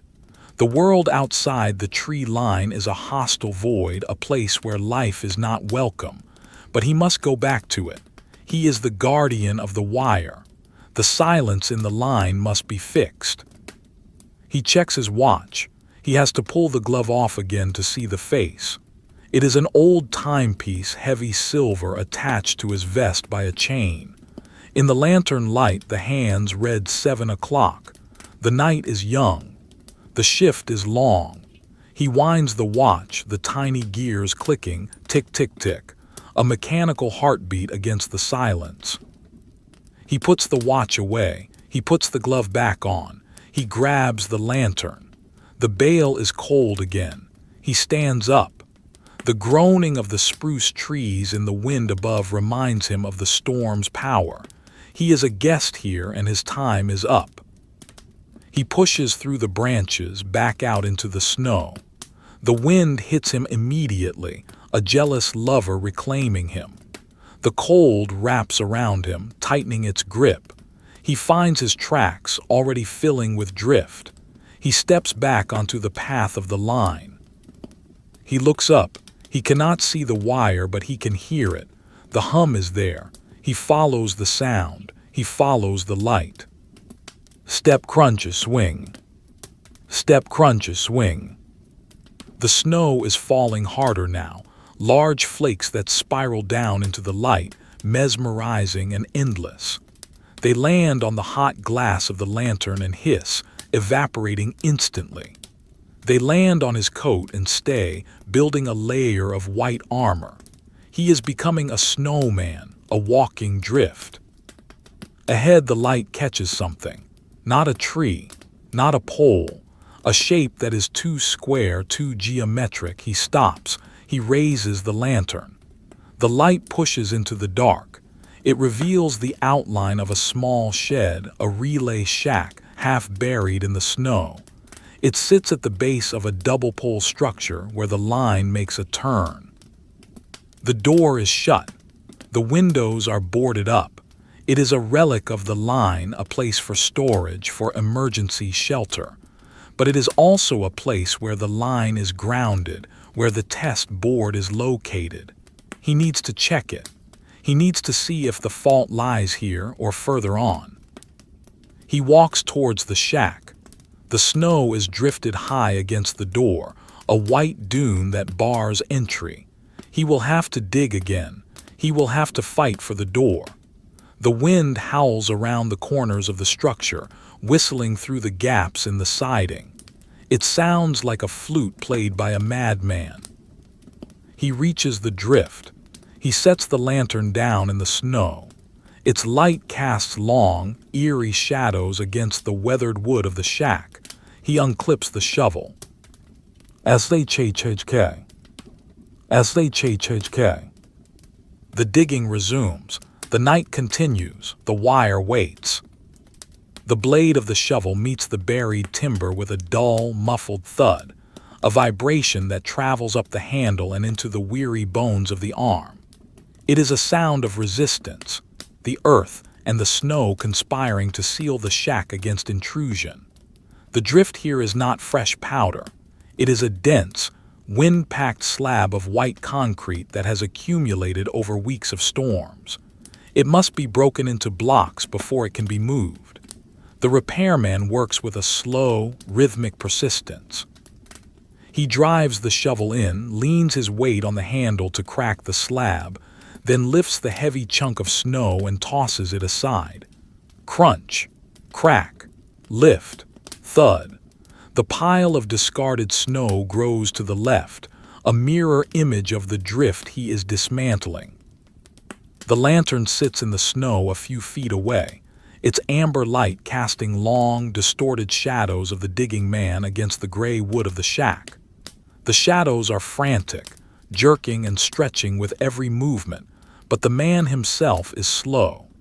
His breath comes in heavy, white plumes that hang in the freezing air before dissipating. The cold is a vice that tightens with every pause, so there are no pauses. The work is the heat. The friction of muscle against bone, of shovel against snow, is the only furnace burning in this wilderness. He clears the top of the door frame. The wood is weathered, the grain raised and silvered by years of exposure. He clears the middle.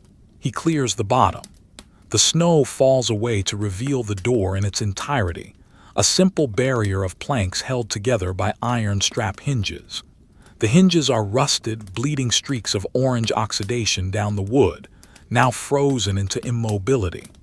The latch is a heavy iron hasp, encased in a bulb of clear ice that glitters in the lantern light like a rough diamond.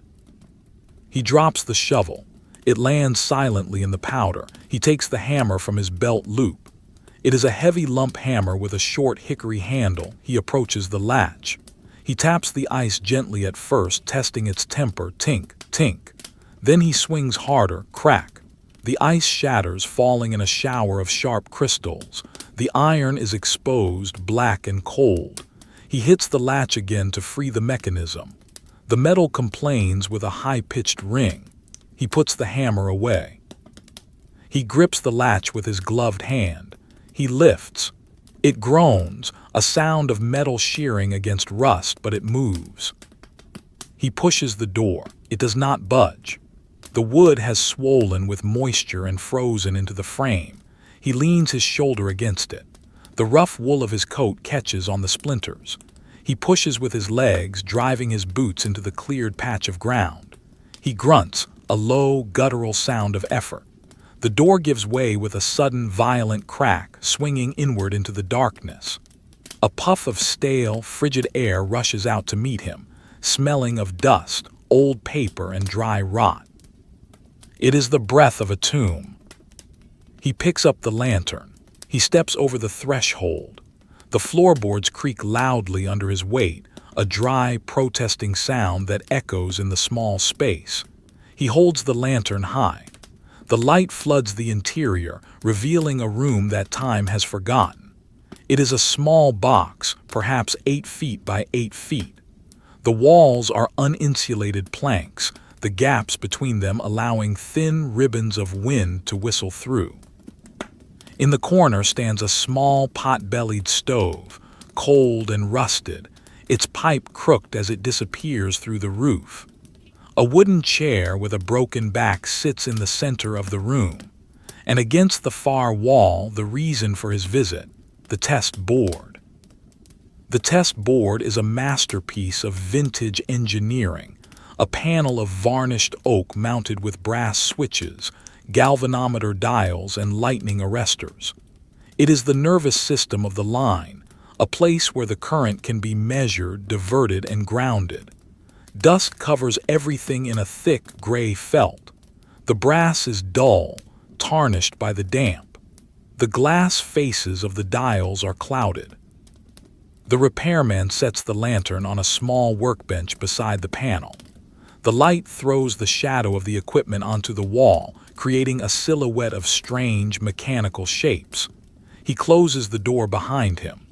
The wind is instantly muffled, reduced from a roar to a low, mournful moaning that surrounds the shack but cannot enter. The silence inside is heavy, pressing against the ears. It is a different kind of cold here, still, stagnant, and deep. It feels colder than the outside because there is no wind to fight, only the creeping numbness that settles into the marrow. He approaches the board. He pulls off his right glove, tucking it under his arm. His hand is pale, the fingers stiff and unresponsive. He blows on them, the warm breath creating a momentary fog around the knuckles. He reaches out to touch the main switch. The brass is freezing. He wipes the dust from the face of the galvanometer with his thumb. The glass clears, revealing the delicate needle resting at 0. He needs to test the line to the north. He needs to know if the break is in the next section or miles away. He flips a switch. The click is loud, a sharp mechanical snap. He turns a dial. The resistance coils inside the board engage. He presses the test key. He watches the needle. It twitches, it jumps. It falls back to 0. Open circuit. The line is dead ahead. The current is not flowing. The break is real and it is absolute. He tries the ground test. He switches the circuit to earth. He presses the key again. The needle swings violently to the right, burying itself against the stop. Ground fault. The wire is down, touching the earth, bleeding its energy into the snow. This confirms what he already knows in his bones. The wire is broken and buried. He releases the key. The needle drifts back to rest. The silence returns. He stands there, staring at the brass instruments. They are beautiful, precise things, made by men in warm factories far away, designed to measure the invisible. Here, in the dark and the cold, they are merely ornaments of a failed connection. He needs to document the test. He reaches into the pocket of his coat and pulls out a small, leather-bound logbook. The leather is cracked and worn. He takes a pencil from his vest pocket. He wets the tip with his tongue. He opens the book to the last entry. It is dated 3 days ago. Another man, another storm. He writes the date. He writes the time, 7:15 p.m. He writes the test result, North Circuit open. Heavy ground. The pencil scratches loudly on the paper, the graphite leaving a gray trail on the yellowed page. His handwriting is shaky, the letters angular and stiff. He closes the book. He puts the pencil away. He looks around the shack. There is a shelf above the bench. On it sits a tin box. He reaches for it. He shakes it. It rattles. He opens the lid. Inside are spare fuses, rolls of tape, and a small box of matches, and a candle, a single half-used tallow candle.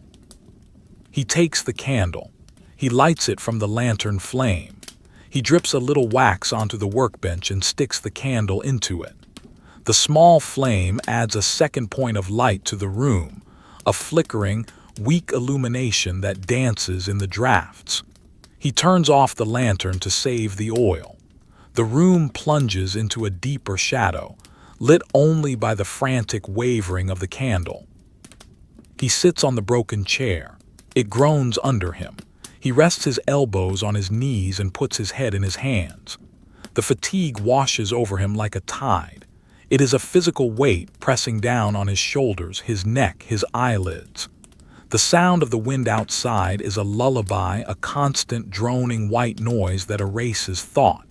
The cold is creeping up his legs through the soles of his boots. He wiggles his toes. They are distant, numb. He looks at the stove. There is a scuttle of coal beside it. He could light a fire. He could warm the room, melt the ice on his coat, thaw his bones. The temptation is a physical pull, a hunger. But to light a fire is to stay. To stay is to delay. The wire is down. The duty waits. If he lights the fire, he might never leave. The warmth would be a trap. It would soften him, make the return to the storm impossible. He stares at the coal. He stares at the cold iron door of the stove. He does not move. He makes the choice of the ascetic. He denies the heat. He will use the shelter only for the test, only for a moment of stillness. He reaches for his flask again. He unscrews the cap. He takes a long pull. The brandy is running low. He shakes the flask. A slosh of liquid confirms there is perhaps one more mouthful left. He saves it. He screws the cap back on. The alcohol burns in his stomach, a small internal fire that must suffice. He stands up. The chair scrapes. He blows out the candle. The sudden darkness is absolute for a second before he fumbles for the lantern. He strikes a match. The lantern flares back to life, pushing the shadows back into the corners. He lifts the bail. The light swings, illuminating the dust motes dancing in the air. He looks at the test board one last time. The needle is still. The brass is dull. The switches are set back to neutral. He picks up his glove and pulls it on. The leather is cold and stiff. He adjusts his coat. He adjusts his hat. He prepares to leave. He walks to the door. He pushes it open. The wind greets him with a howl, a physical blow that staggers him. The snow swirls into the shack, coating the floorboards in white within seconds. He steps out. He pulls the door shut. He has to lean his full weight against it to force it into the frame. He engages the latch. He hammers it down with his fist. The shack is sealed again. The tomb is closed. He stands in the drift. The snow has already filled his footprints from 10 minutes ago. The path is erased. The world is reset to zero. He lifts the lantern. He looks north. The darkness is a wall. Somewhere in that wall lies the break. Somewhere in that wall lies the wire on the ground. He picks up the shovel. He clips it back to his pack. He checks the coil of wire on his shoulder. It is heavy, a burden of copper. He checks his spurs. They are clogged with snow. He kicks the pole of the shack. Clang, clang. The snow falls from the steel. He begins to walk. The snow is deeper here on the lee side of the shack. It reaches his thighs. He has to wade, using the lantern to push the snow aside. It is like swimming in a sea of styrofoam. The physical effort is immense. His heart hammers against his ribs, a slow, heavy thudding. His breath is a rasping saw in his throat. Step, drag, lift, step. The rhythm reasserts itself. The mind empties.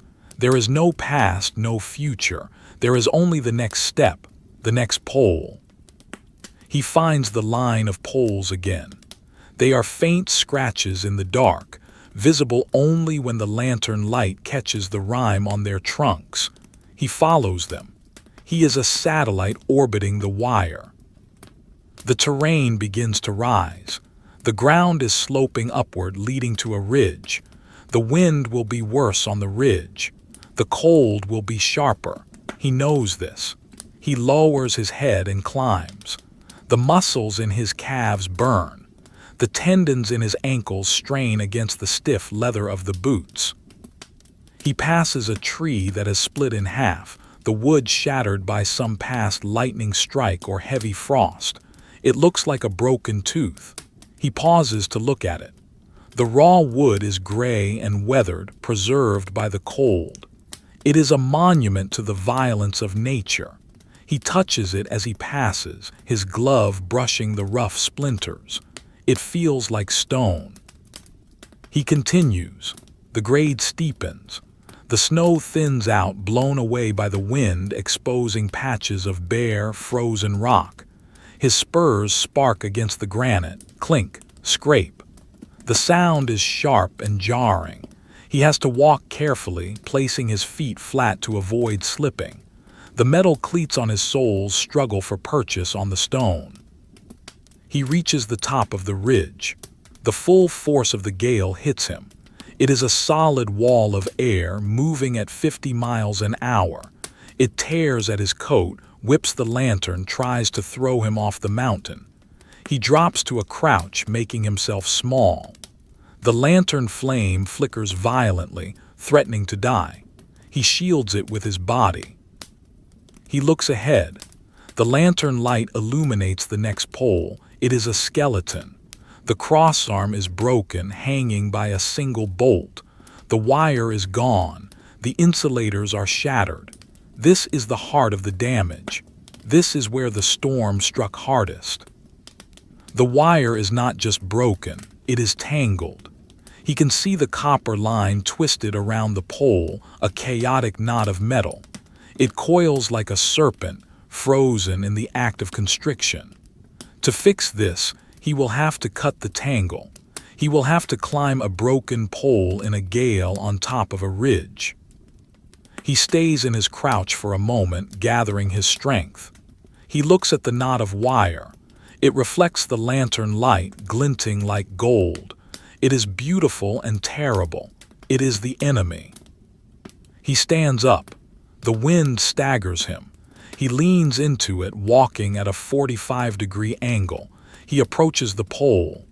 He can hear the wire singing a chaotic, discordant song, the loose ends whipping against the wood. Thwack, thwack, thwack. He reaches the base. He looks up.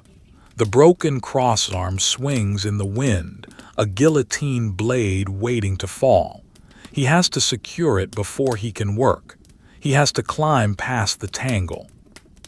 He sets the lantern down in the lee of a rock. He cannot take it up. He will have to climb in the dark, guided only by the feel of the wood and the gray ghost light of the snow. He unclips his safety belt. He adjusts his spurs. He takes a deep breath of the razor-sharp air. He places his hands on the pole. The wood is coated in a sheet of verglas, clear, hard ice. It will be like climbing glass. He strikes the wood with his fist, breaking the glaze for a handhold. Kick crunch. The spur bites, but shallowly. The ice is thick. He has to kick harder. Kick crack thunk. Better. He begins the ascent. Into the wind, into the dark, into the tangle. The darkness on the ridge is not merely the absence of light. It is a physical weight, a heavy, suffocating blanket of obsidian that presses against the eyes and obscures the very idea of a horizon.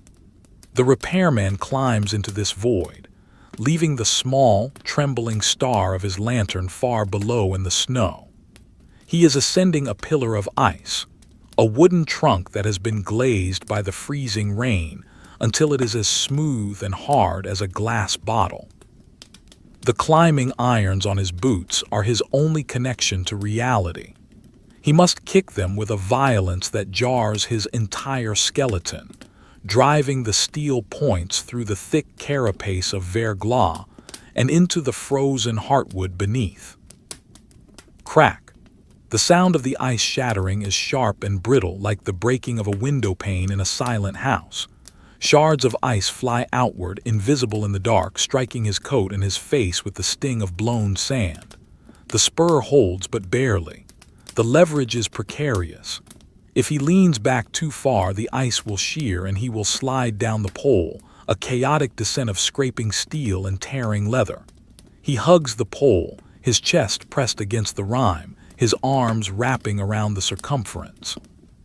The rough wool of his sleeves slides on the slick surface, finding no purchase.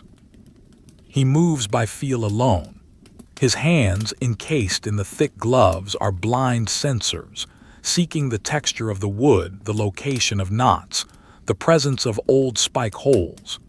The wind screams over the ridge, a constant, high-pitched shriek that tears at his clothing, flapping the heavy canvas of his coat against his legs like a sail in a gale. It tries to rotate him around the pole, to spin him into the open air.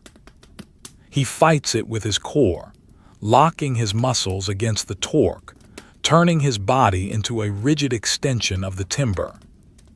10 feet up. The lantern is a faint orange smudge in the peripheral vision, a dying ember in a world of ash. Above, the sound of the broken crossarm is a rhythmic menace. Creak, thump, creak, thump. The heavy timber is swinging on its single bolt, driven by the wind banging against the pole. It is a pendulum of destruction. If it swings while he is within range, it could crush a hand or knock him from his perch. He times the rhythm. Creak, swing out. Thump, hit the pole. Creak, swing out. He must climb in the intervals. He reaches the tangle of wire. It is a chaotic knot of copper, whipped by the wind into a frenzy. The broken ends of the line are flailing, invisible whips that slash through the air. He hears them whiz, snap, cutting the wind. He stops. He pulls his head down into his collar, presenting the hard leather of his helmet to the danger. A piece of wire strikes his shoulder, a sharp, metallic whip crack that is felt through the wool coat. It is a warning. The wire is alive with kinetic energy, coiled and tense, waiting to strike. He cannot see the tangle, but he can hear it and he can imagine it. It is a Gordian knot of cold metal. He must cut it away. He reaches for the heavy bolt cutters strapped to his pack. He has to unbuckle them with one hand while holding the pole with the other. The wind tries to snatch the tool from him. He grips the rubber handles, the cold penetrating the gloves instantly. He waits for a lull in the wind, a relative silence in the roar, and reaches out into the dark. He feels for the wire. The jaws of the cutter bump against a loop of copper. He maneuvers them, opening the steel beak. He closes it around the wire. Snap. The sound is dull, swallowed by the wind. The tension releases in that section, the wire falling away. He cuts again. Snap, and again. Snap. He is pruning a metallic bush, cutting away the dead growth to reach the heart of the problem. The loose ends fall, drifting down into the blackness to be buried in the snow. Now he must deal with the crossarm. He climbs higher, timing his ascent to the rhythm of the swinging timber. Thump. He moves. He is level with it. He reaches out and grabs the end of the arm as it swings towards him. The weight is immense. The wood is waterlogged and frozen, heavy as iron. He wrestles it, pulling it flush against the pole. He holds it there with his shoulder, pinning it against the trunk. The wind fights him, pushing against the broad surface of the crossarm, trying to tear it from his grip. He needs a lag bolt. He reaches into his pouch. His fingers are numb blocks of wood. He fumbles, touching the cold shapes of screws and washers. He finds a long lag bolt. He pulls it out. He holds it in his teeth, the cold steel burning his lip while he reaches for his wrench. He takes the bolt from his mouth. He finds the hole in the crossarm. He pushes the bolt through. It hits the wood of the pole. He begins to turn it. The wrench is a cold bar of pain in his hand. He turns. The threads bite into the frozen wood. Squeak, squeak. The sound of metal turning in wood is agonizingly slow. He has to use his full weight, leaning out from the pole hanging by his belt, driving the bolt home. Turn, reset, turn, reset. The crossarm groans as it is pulled tight. The swinging stops. The pendulum is silenced. The structure is rigid again. He rests. His head falls forward against the pole. His breath comes in ragged gasps, steaming against the ice. The exertion has generated a slick of sweat inside his clothes, which is now beginning to cool, turning into a clammy layer of moisture that chills him from the inside. He shivers, a violent tremor that shakes the belt, shakes the pole. He has to keep moving. To stop is to freeze. He needs to restring the wire. He reaches for the hand line at his belt, the coil of rope he uses to haul equipment. He lowers it into the darkness. He cannot see where it lands, but he feels the weight of the rope paying out. He has to fish for the new wire he left at the bottom, or rather, he realizes with a sinking feeling, he left the coil of wire down there with the lantern. He has to pull it up blind. He swings the rope, hoping to snag the coil. It is a futile gesture in the dark. He realizes his mistake. The fatigue has dulled his mind. He climbed without the wire. He has the tools, he has the bolts, but the copper is down in the snow. He stares into the black abyss below. The lantern is a tiny dot. The wire is somewhere near it. He cannot climb down and back up.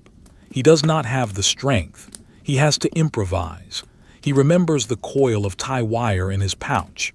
It is thinner, softer, meant for securing the line to the insulator, not for the span itself.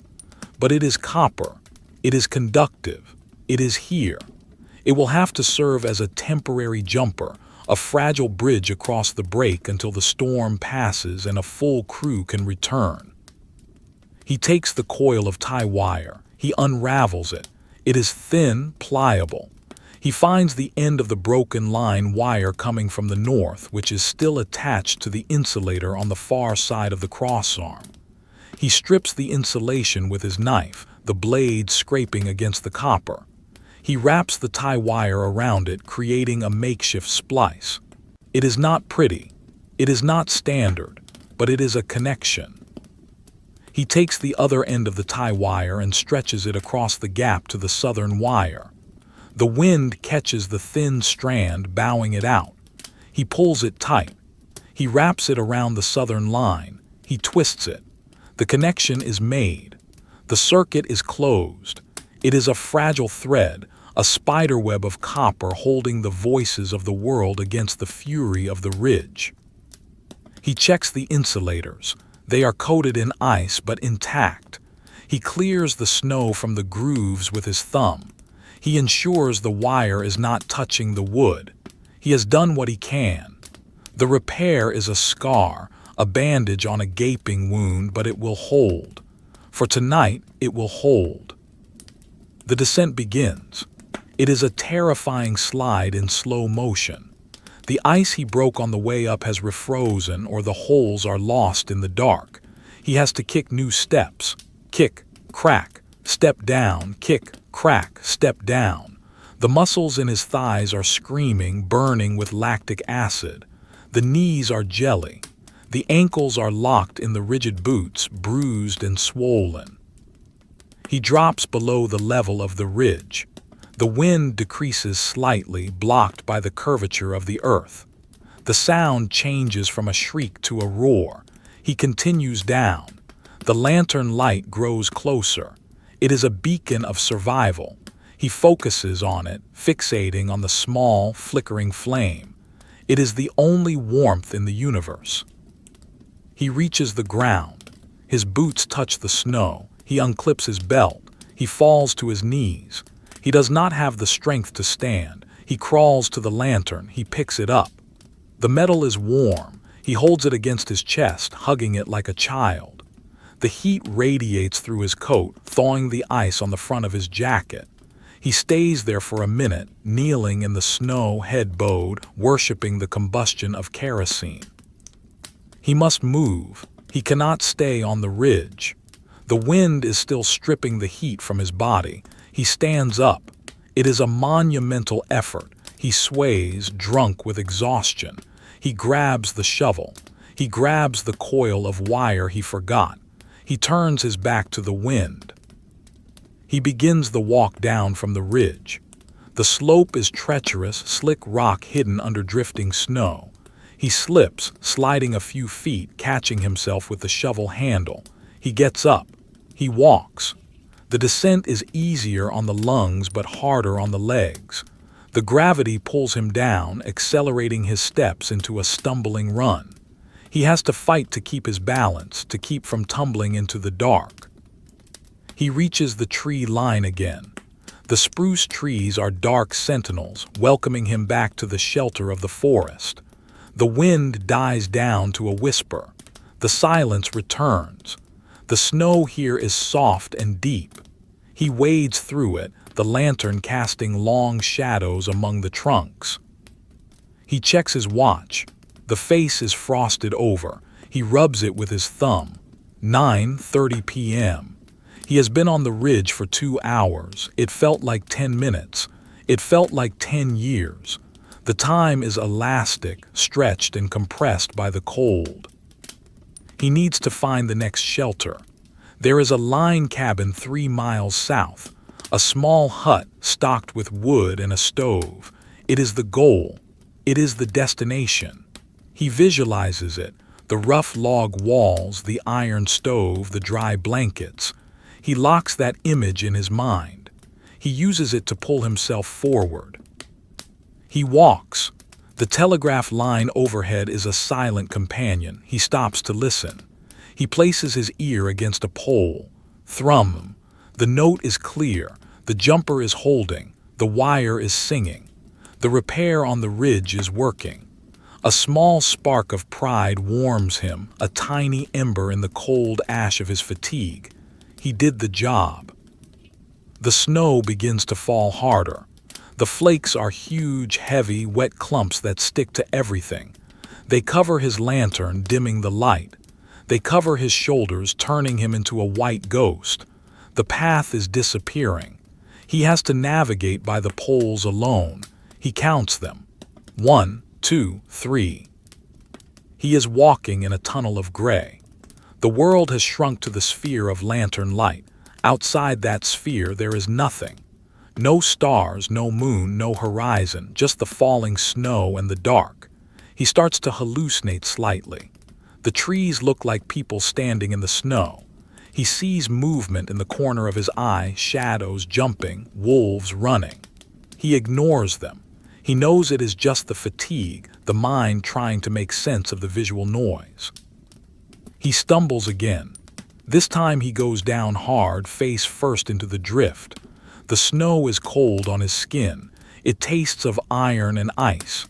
He lies there. It is comfortable. The snow is a soft bed. The wind is a lullaby. Why get up? The voice asks. It is warm here, just rest. He pushes the voice away. He pushes his body up. He spits the snow from his mouth. He grabs the lantern, which has fallen on its side but is still burning, the flame smoking against the glass. He lights it. He stands. He walks. Left foot, right foot. Left foot, right foot. The mechanics of walking are all that is left. The conscious mind has retreated deep into the skull, leaving the lizard brain to drive the machine. He sees a shape ahead, a square outline in the gloom. Is it the cabin? It seems too soon. He walks towards it. It is a rock, a large, square boulder. He laughs, a dry, cracking sound, a mirage of stone. He walks around it. He continues. The miles stretch out. The cold is a constant, gnawing presence. It is in his fingers, in his toes, in his nose. He stops feeling his feet. They are just heavy weights at the ends of his legs. He trusts that they are there because he hasn't fallen over. He passes a creek. The water is frozen, a ribbon of black ice winding through the snow. He can hear the water running beneath the ice, a gurgling, secret sound. He thinks about breaking the ice and drinking, but he knows the water is dangerously cold. It would lower his core temperature. He walks on. The trees thin out. A clearing opens up. In the center of the clearing stands the cabin. It is real this time. He can see the chimney. He can see the snow piled on the roof. It is a dark, silent box, but to him it is a palace. He walks faster. The hope gives him a burst of energy. He reaches the door. It is drifted shut, of course. He unclips the shovel. He digs. The snow flies. He is digging for his life. He is digging for warmth. He clears the door. He reaches for the latch. It is frozen, but not as badly as the relay shack. He hits it with his palm. It opens. He pushes the door. It swings inward. He steps inside. The air is still. It is cold, but it is dry. It smells of old wood smoke and pine pitch. He sets the lantern on the table. He closes the door. He drops the bar across it. The wind is locked out. The world is locked out. He stands in the center of the room. He does not take off his coat. He does not take off his boots. Not yet. First, the fire. He moves to the stove. It is a small cast iron box. He opens the door. Inside there is kindling prepared by the last occupant. Birch bark, dried twigs, a few split logs, a blessing from a stranger. He strikes a match. The sound is a gunshot in the silence. He touches the flame to the birch bark. It curls and catches, burning with a black, oily smoke. The twigs catch. The fire begins to crackle. Snap, pop, the sound of life. He adds a larger piece of wood. The flames lick around it. The stove begins to tick as the metal expands. He closes the door, adjusting the damper. The roar of the fire in the flue is the most beautiful sound he has ever heard. He stands in front of the stove, hands held out, palms open. He waits for the heat. It comes slowly, radiating from the iron. It touches his gloves, then his face. It is a gentle caress. He closes his eyes. He sways on his feet. He is safe. For now, the wire is fixed. The storm is outside. The fire is inside. He begins to peel off the layers. First, the gloves. They are stiff, molded to the shape of his hands. He pulls them off. His fingers are white, waxy. He flexes them. They hurt. The returning blood is a prickly fire. He rubs them together. He takes off his hat. His hair is matted with sweat and ice. He shakes his head. He unbuttons his coat. The heavy wool falls open. The heat reaches his chest. He sighs, a long, shuddering exhalation that empties his lungs of the cold air. He sits on the bench near the stove. He leans back against the wall. He watches the firelight dance on the ceiling. The shadows of the room are soft, rounded. The sharp edges of the ridge are gone. The world is small again. Just the room, just the fire, just the man. He reaches for his pack. He pulls out the last of his food, a tin of beans. He places it on top of the stove. He waits for it to warm. He listens to the wind outside. It is angry, howling at the eaves, scratching at the door, but it cannot get in. He is the keeper of the wire, and he has kept it. He closes his eyes. The red glow of the fire is still visible through his eyelids. He drifts, not into sleep, but into a warm, heavy trance. The ice melts from his boots, forming a puddle on the floor. Drip, drip, drip. The sound marks the time. The night is deep. The heat from the cast iron stove is not a sudden wave, but a slow, encroaching tide that pushes against the density of the cold air in the cabin. The repairman sits on the low wooden bench. His body, a heavy, inanimate object that is gradually being reclaimed by the living world.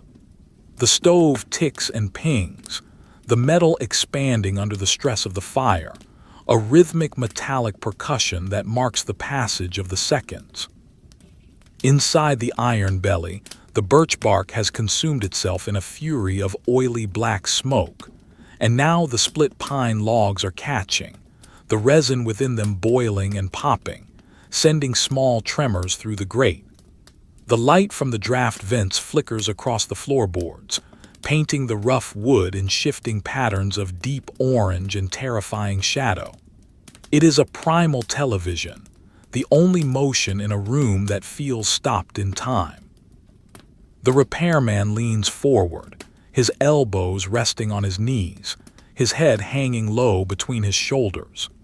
The exhaustion is a physical fluid that fills his body, heavy as mercury, pooling in his hands and feet. The process of thawing is not pleasant. It is an agony of returning sensation. The blood, which had retreated to the core to preserve the vital organs, now begins its slow, painful migration back to the extremities. It pushes through constricted veins and capillaries, forcing them open with a prickling, burning pressure that feels like 1,000 hot needles being driven into the skin. His fingers, which were white and waxy moments ago, are turning a mottled red, throbbing with the pulse of his own heart. He rubs them together, the dry skin rasping like sandpaper. The sensation is sharp, a reminder that he is still made of flesh, not wood or ice. He looks down at his boots. They are monstrous things encased in a shell of ice and frozen mud. The leather is dark, almost black with moisture and stiff as iron. They are the anchors that have held him to the earth, but now they are a prison. He must remove them. It is a task that requires a reserve of energy he is not sure he possesses. He reaches down. The laces are frozen into a solid mass, the knots welded together by the ice. He picks at them with his clumsy fingers. His fingernails, blue and brittle, scrape against the hardened cotton. He cannot untie them. He has to use the awl on his pocket knife. He pulls the knife from his pocket. The metal is warm from being close to his body. He opens the spike. He works it into the knot of the left boot. He twists. The ice cracks. The lace loosens. He pulls the loops free, the stiff cord resisting every inch. He unlaces the boot all the way down to the ankle, spreading the leather wings. Now comes the extraction. He grips the heel of the boot with his other foot and pulls. The suction of the damp wool sock against the leather creates a vacuum. He grunts, pulling harder. With a wet, sucking sound, the foot slides free. The relief is instantaneous and overwhelming. The foot expands, the toes spreading in the thick gray wool of the sock. Steam rises immediately from the damp fabric, a faint white ghost ascending into the warmer air of the upper room. He repeats the process with the right boot. Pick, twist, loosen, pull. The second boot falls to the floor with a heavy thud, landing on its side like a dead animal. He kicks them away, towards the stove, but not touching it. They will need hours to dry. They will steam and stink of wet leather and old sweat, a scent that is the perfume of survival. He wiggles his toes inside the socks. They hurt. They burn. The nerves are waking up, screaming at the change in temperature. He ignores the pain. Pain is information. Pain means the tissue is alive.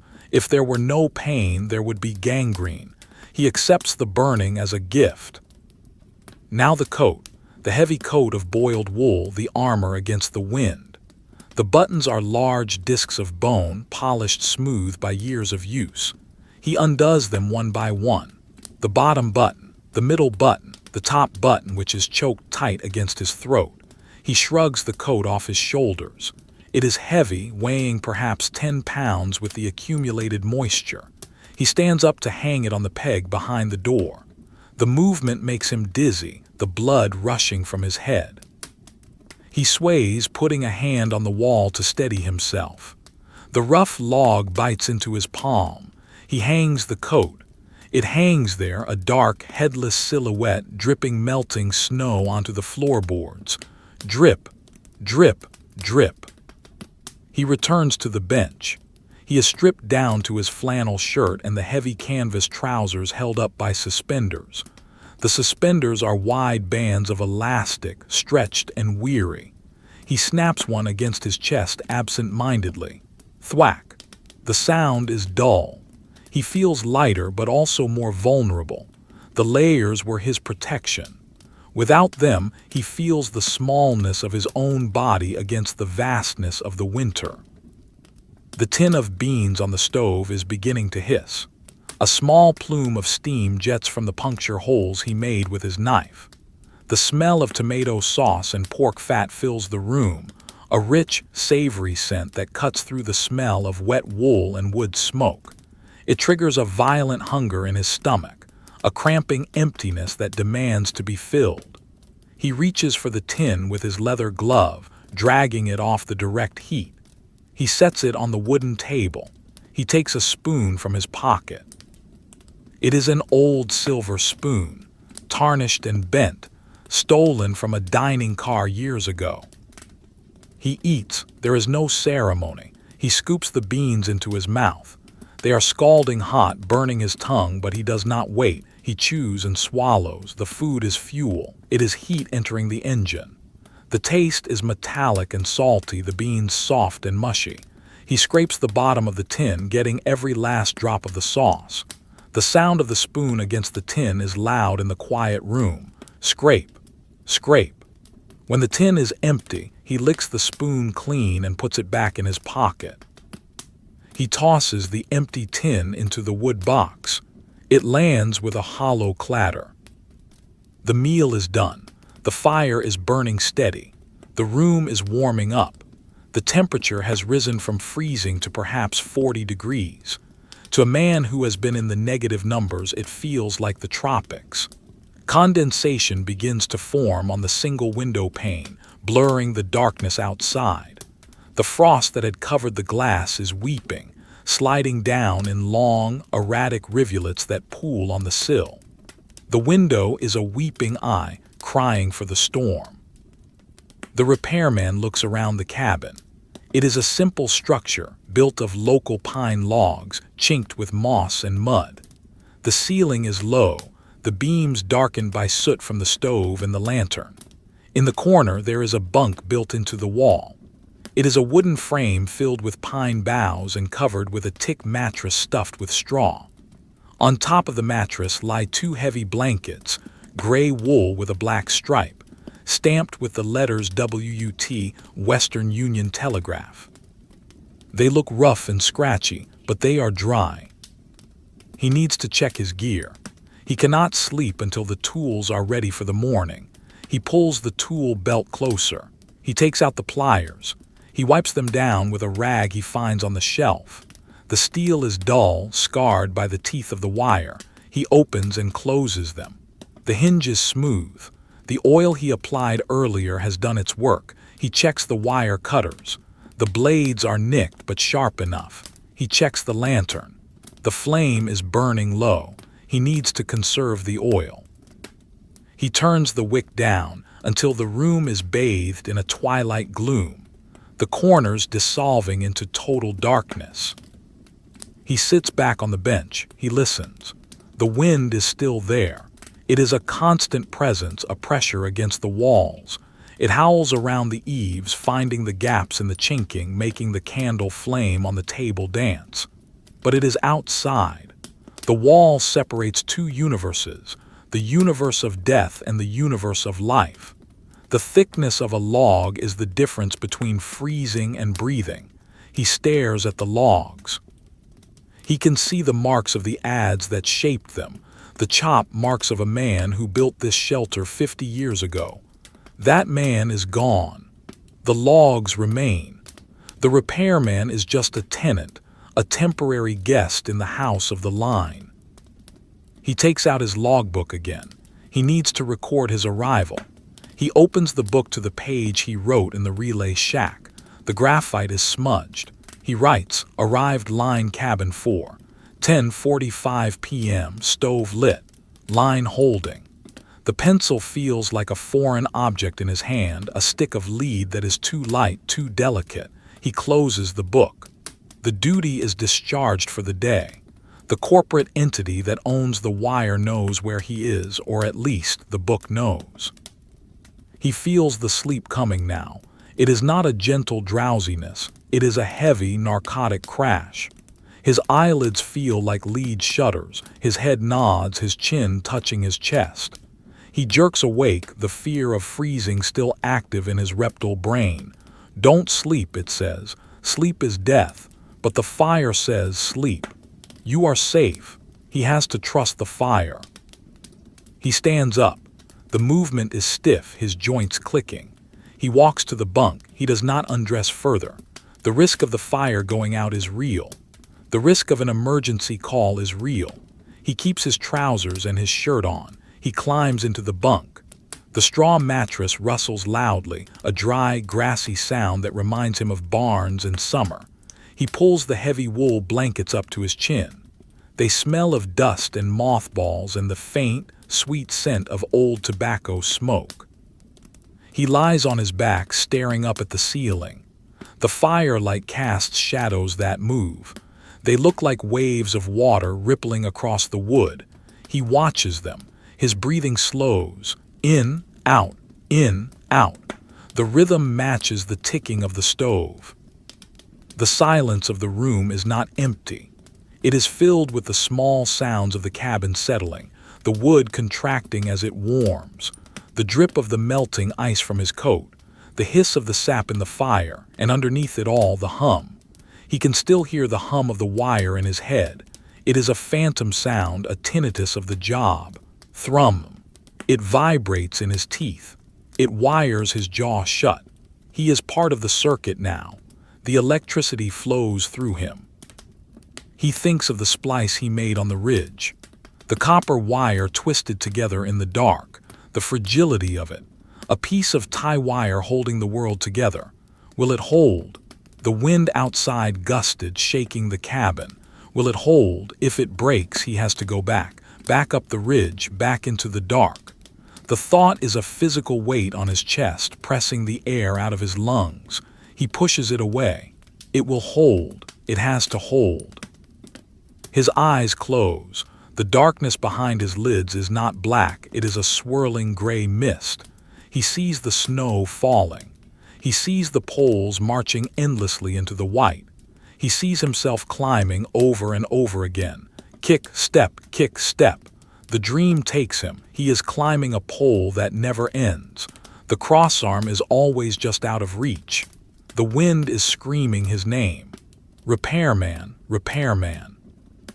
He twitches in his sleep.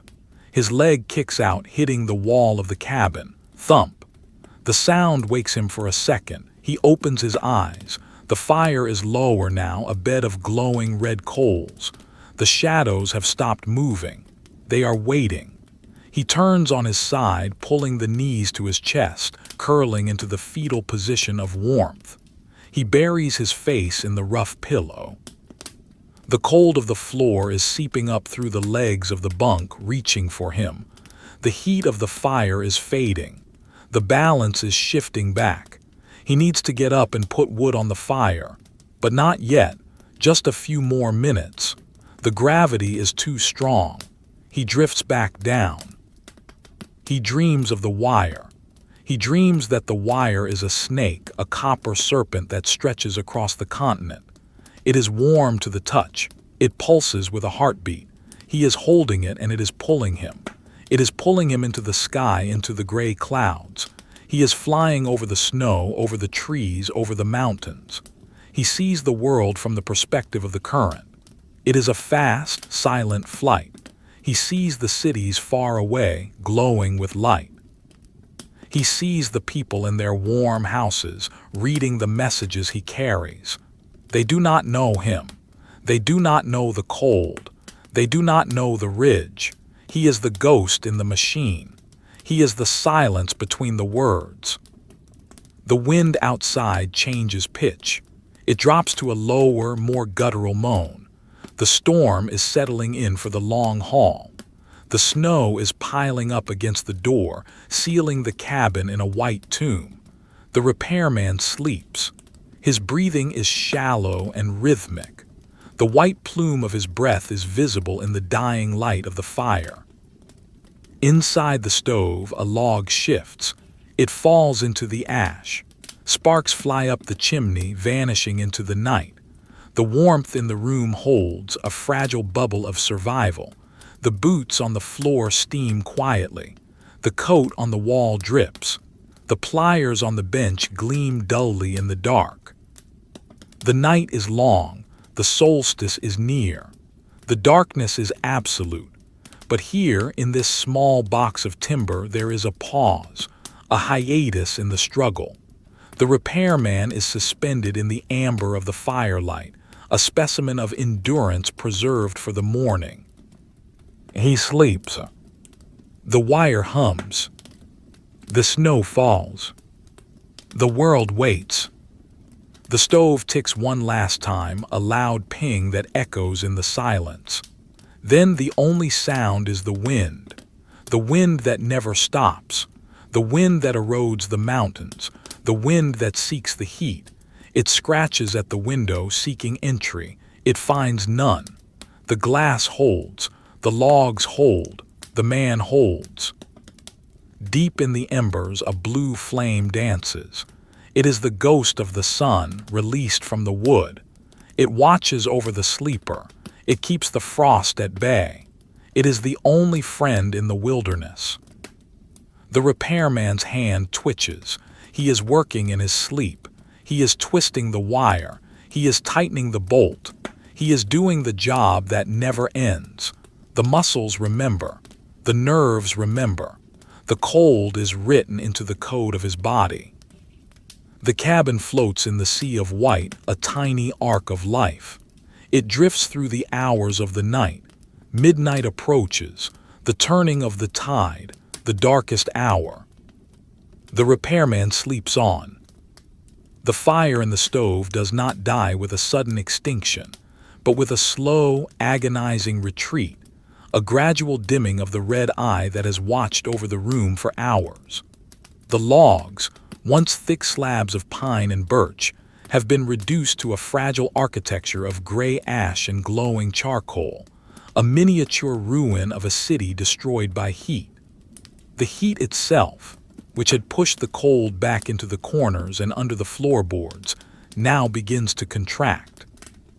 It withdraws from the ceiling, from the walls, shrinking into a small, desperate sphere around the iron box. The cold, patient and inexhaustible, senses this weakness. It seeps back in through the chinking of the logs, through the keyhole of the door, through the invisible pores of the wood itself. It is a silent invasion, a reclaiming of the territory that was briefly borrowed by the combustion of organic matter. The repairman shifts in his sleep. The wool blanket, heavy and rough, is pulled tight around his shoulders, but the air above his face has turned sharp again. His breath, which had been invisible in the warmth of the roaring fire, now reappears as a faint, ghostly plume, a rhythmic signal of life in the darkening room. The frost on the window pane, which had wept and melted into pools on the sill, begins to recrystallize. The water droplets freeze in place, turning into hard, clear beads of ice, while new ferns of frost grow across the glass, obscuring the view of the night with a fresh layer of white lace. The window is sealing itself shut, turning opaque, erasing the outside world completely. He wakes not from a noise, but from the temperature. The drop in degrees is a physical alarm, a bell that rings in the blood. His eyes open. The room is almost pitch black. The only light comes from the vents of the stove, a dull, pulsing cherry-red glow that barely illuminates the floor. The shadows are long and heavy, stretching from the legs of the table and the chair, pooling in the corners like spilled ink. He lies there for a moment, listening. The wind outside has changed its voice. It is no longer the high-pitched shriek of the evening. It is a low, constant drone, a heavy vibration that shudders through the ground and up into the structure of the cabin.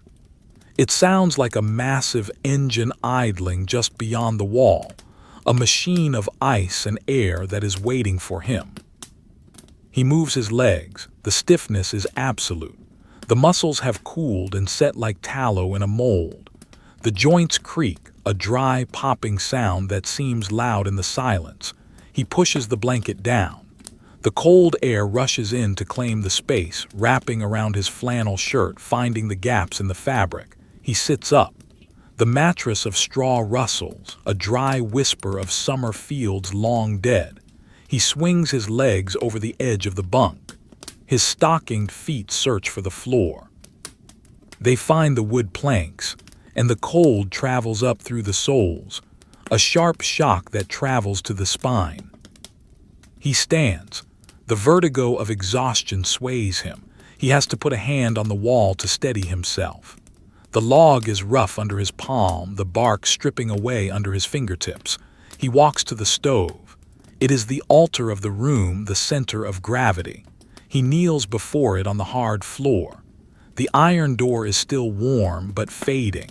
He takes the iron hook from the floor and lifts the latch. The door swings open with a squeak of dry metal. Inside, the bed of coals is a landscape of dying stars, deep red fissures in a mountain of gray dust. He reaches for the wood box. It is nearly empty. A few pieces of split cedar and a handful of bark remain. He takes a piece of bark, its surface papery and white. He places it gently on the coals. It curls immediately, browning at the edges, then bursts into a small, yellow flame. The light flares up, casting his shadow against the ceiling, a distorted giant that mimics his movements. He adds the cedar splits, arranging them in a crosshatch pattern to allow the air to flow. The wood cracks as the heat hits it. He closes the door. He adjusts the damper. He waits. He listens to the fire catch. It starts as a whisper, then grows to a murmur, then a steady roar as the draft pulls the flame up the chimney. The iron of the stove begins to tick again. Tink, tink, tink. The sound of metal expanding, waking up from its brief slumber. The heat begins to radiate outward again, pushing the cold back a few inches. He stays on his knees, his hands held out to the iron, worshiping the physics of thermal transfer. His palms tingle as the blood rushes back into them. He looks at his watch. He has to tilt the face toward the vent of the stove to see the hands. 3:15 a.m. The wolf hour. The time when the night is deepest, when the sun is a distant memory and a doubtful future. He has slept for 4 hours. It is not enough, but it is all he will get. The body is not rested. It is merely paused. The fatigue is still there, a heavy sediment in the bottom of the mind, but the immediate crisis of freezing has been averted. He stands up and moves to the table. The lantern sits there, cold and dark. He shakes it gently. The oil sloshes at the bottom, enough for the morning, but he must be careful. He leaves it unlit. The firelight is enough for the tasks of the pre-dawn. He picks up the tin cup he drank from earlier. It is empty, stained with the residue of coffee. He looks at the bucket of water in the corner. A skin of ice has formed over the surface, a perfect, clear lens. He breaks it with the dipper. The sound of the cracking ice is sharp, like breaking glass. He drinks a ladle of the water.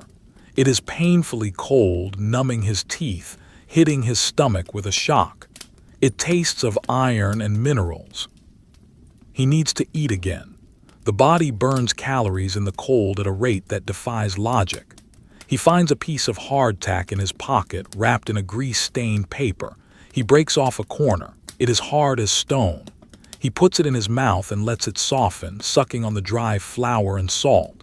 It is a meager breakfast, a dusty communion. He chews slowly, staring at the window. The frost is thick now, opaque. He cannot see the storm, but he can feel it. The cabin vibrates slightly with the gusts. The world outside is a white chaos. He turns to his boots. They lie near the stove where he kicked them, dark shapes on the floor. He picks one up. It is warm from the fire, but the leather has dried hard. It is stiff, unyielding. He has to massage the leather, bending and twisting the boot to soften it. The leather groans. He slides his foot in. It is a struggle. The wool sock catches on the rough interior. He pushes, grunts, forces the heel down. It seats with a dull thud. He laces it up. The laces are dry now, stiff wires that cut into his fingers. He pulls them tight, locking the foot into the structure. He repeats the process with the other boot. Now he is anchored again. The weight of the boots changes his center of gravity. He is no longer a man in a room. He is a machine of the line. He takes his coat from the peg.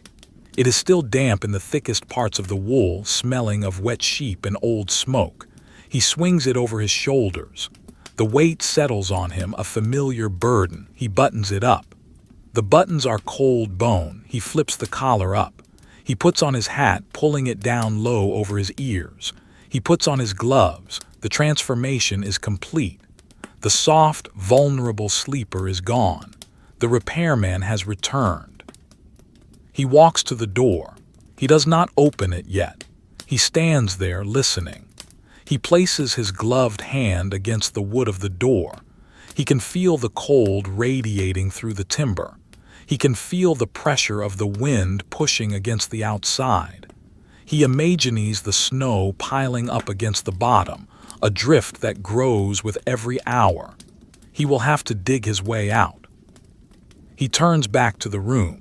He checks the stove one last time. He closes the damper down to a sliver. The fire will burn slow and long, keeping the cabin above freezing for whoever comes next, or for his own return if the line fails again. He leaves a small pile of kindling next to the stove. It is the code of the woods. You leave the shelter ready for the next man. You leave wood. You leave matches. You leave a chance of survival. He picks up his tool belt. He straps it on. The leather creaks. The weight of the pliers, the wrench, the hammer settles on his hips. He picks up the coil of wire. He picks up the lantern. He lights it. The match flares. The wick catches. The amber light floods the room again, chasing the blue shadows back. The room looks different now. It looks like a place he is leaving. The empty cup, the unmade bunk, the ash in the stove. It is a still life of departure. He walks to the door.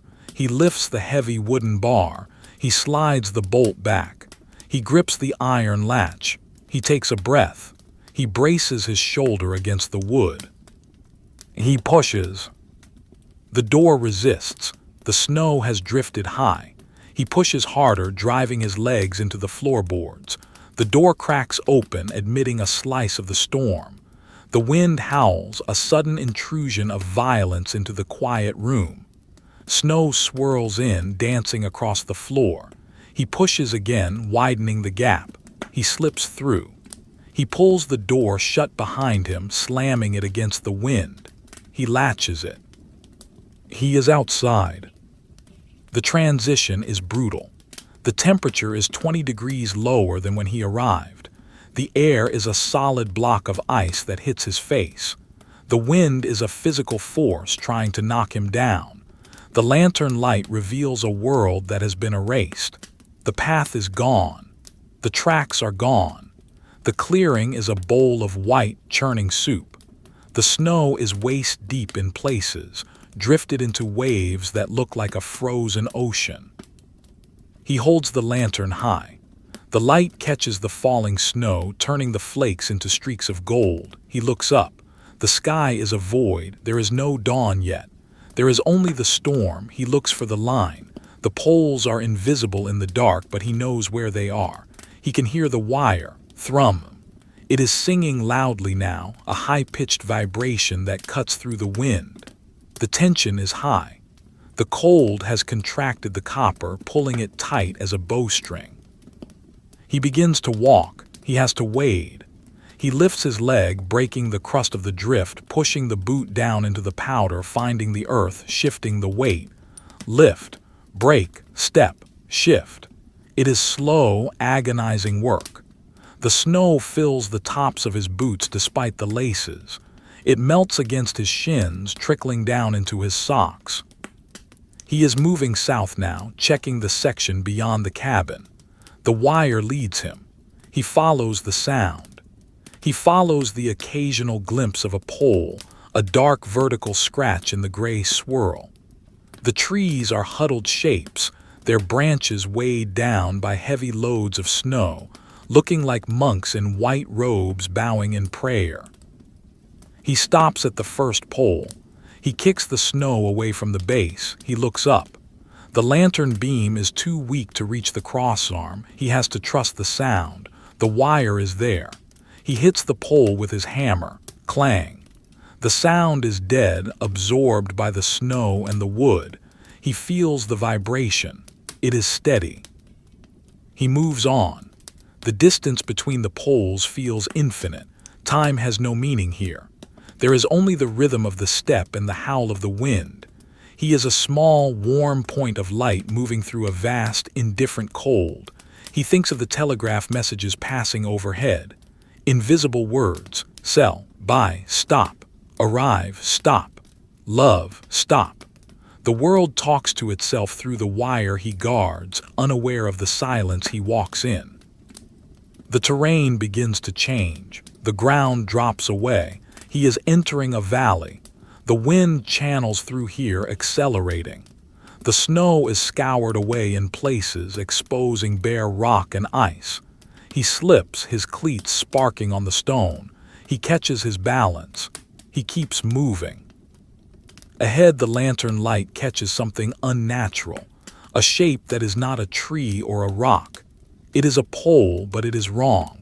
It is too short. He stops. He raises the lantern. The pole is snapped, shattered halfway up. The top half hangs by the wires, swaying dangerously in the wind. The crossarm is dragging in the snow. The wires are under immense tension, holding the weight of the broken timber. This is a dangerous break.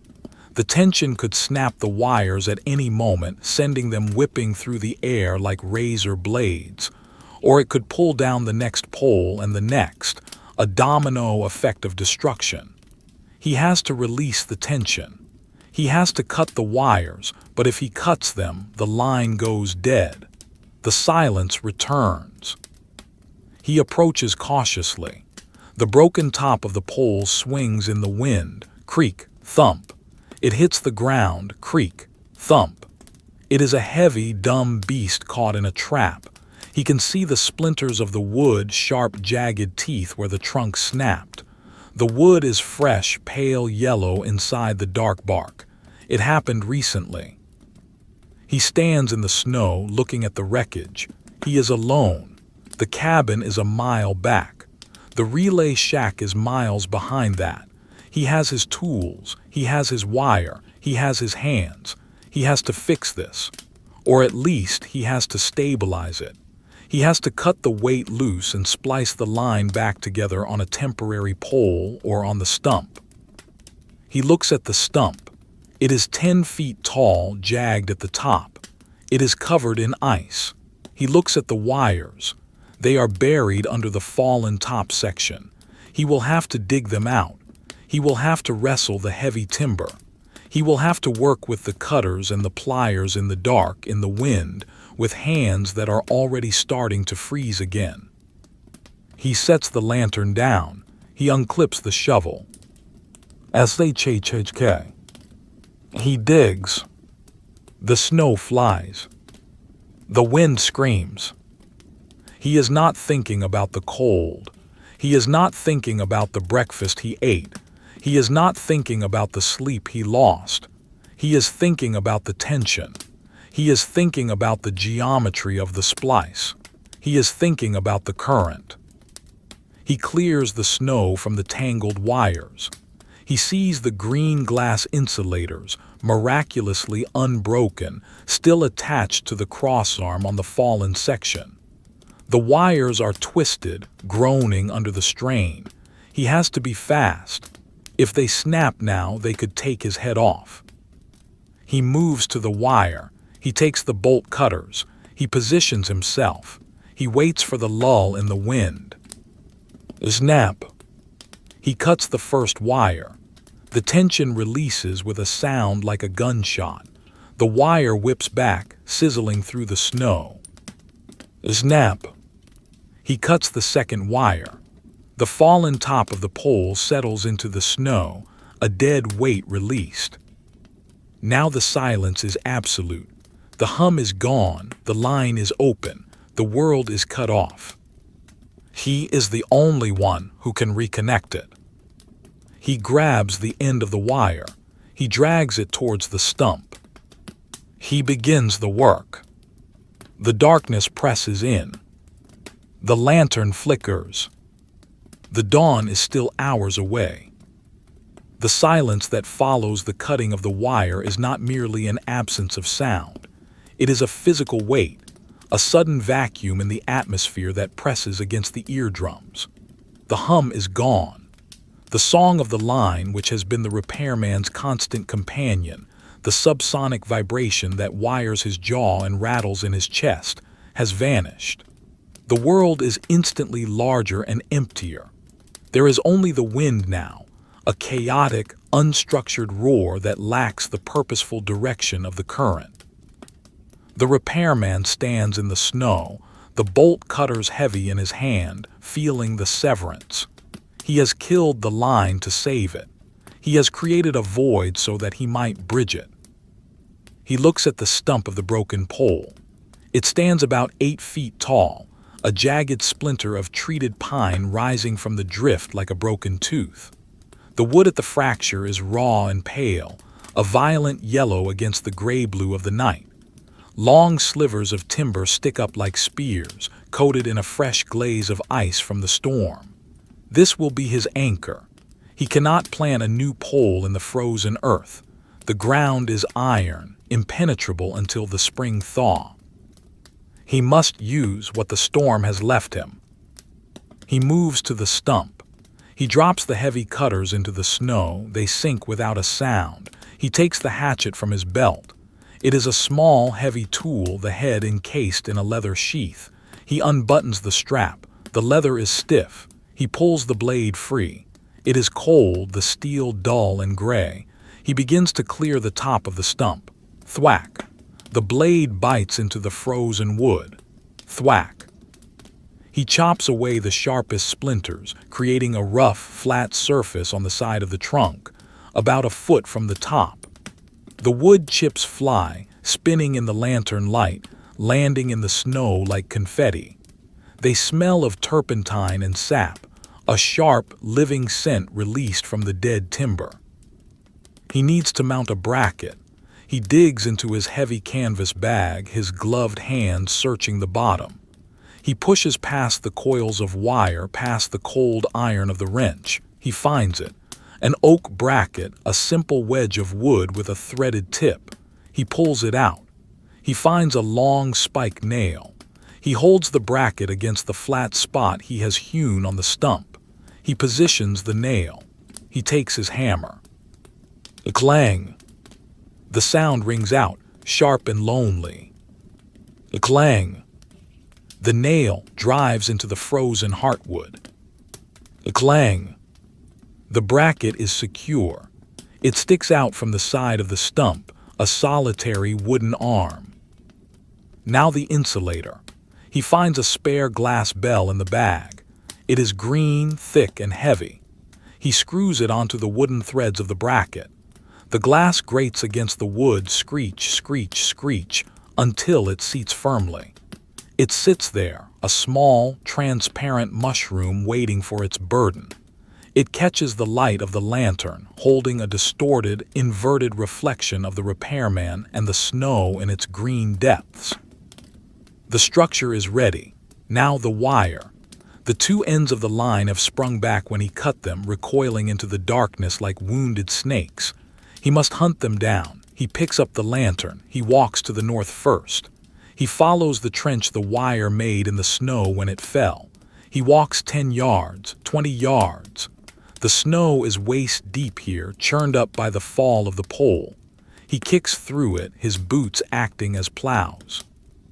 He sees a glint of copper. The end of the wire is buried, only a loop visible. He grabs it. He pulls. The wire resists. It is heavy with ice buried under the drift. He leans back, using his body weight. The wire comes free with a spray of snow. He drags it back to the stump, the copper line following him like a reluctant animal. He loops it around the base of the stump to hold it. He turns south. He walks again. The lantern swings, the shadows scissor. He finds the second wire. This one has coiled upon itself, a tangled spring of metal. He has to untangle it, his thick gloves clumsy on the cold loops. He straightens it out. He drags it back. He stands at the stump. He has the two ends, but they are too short.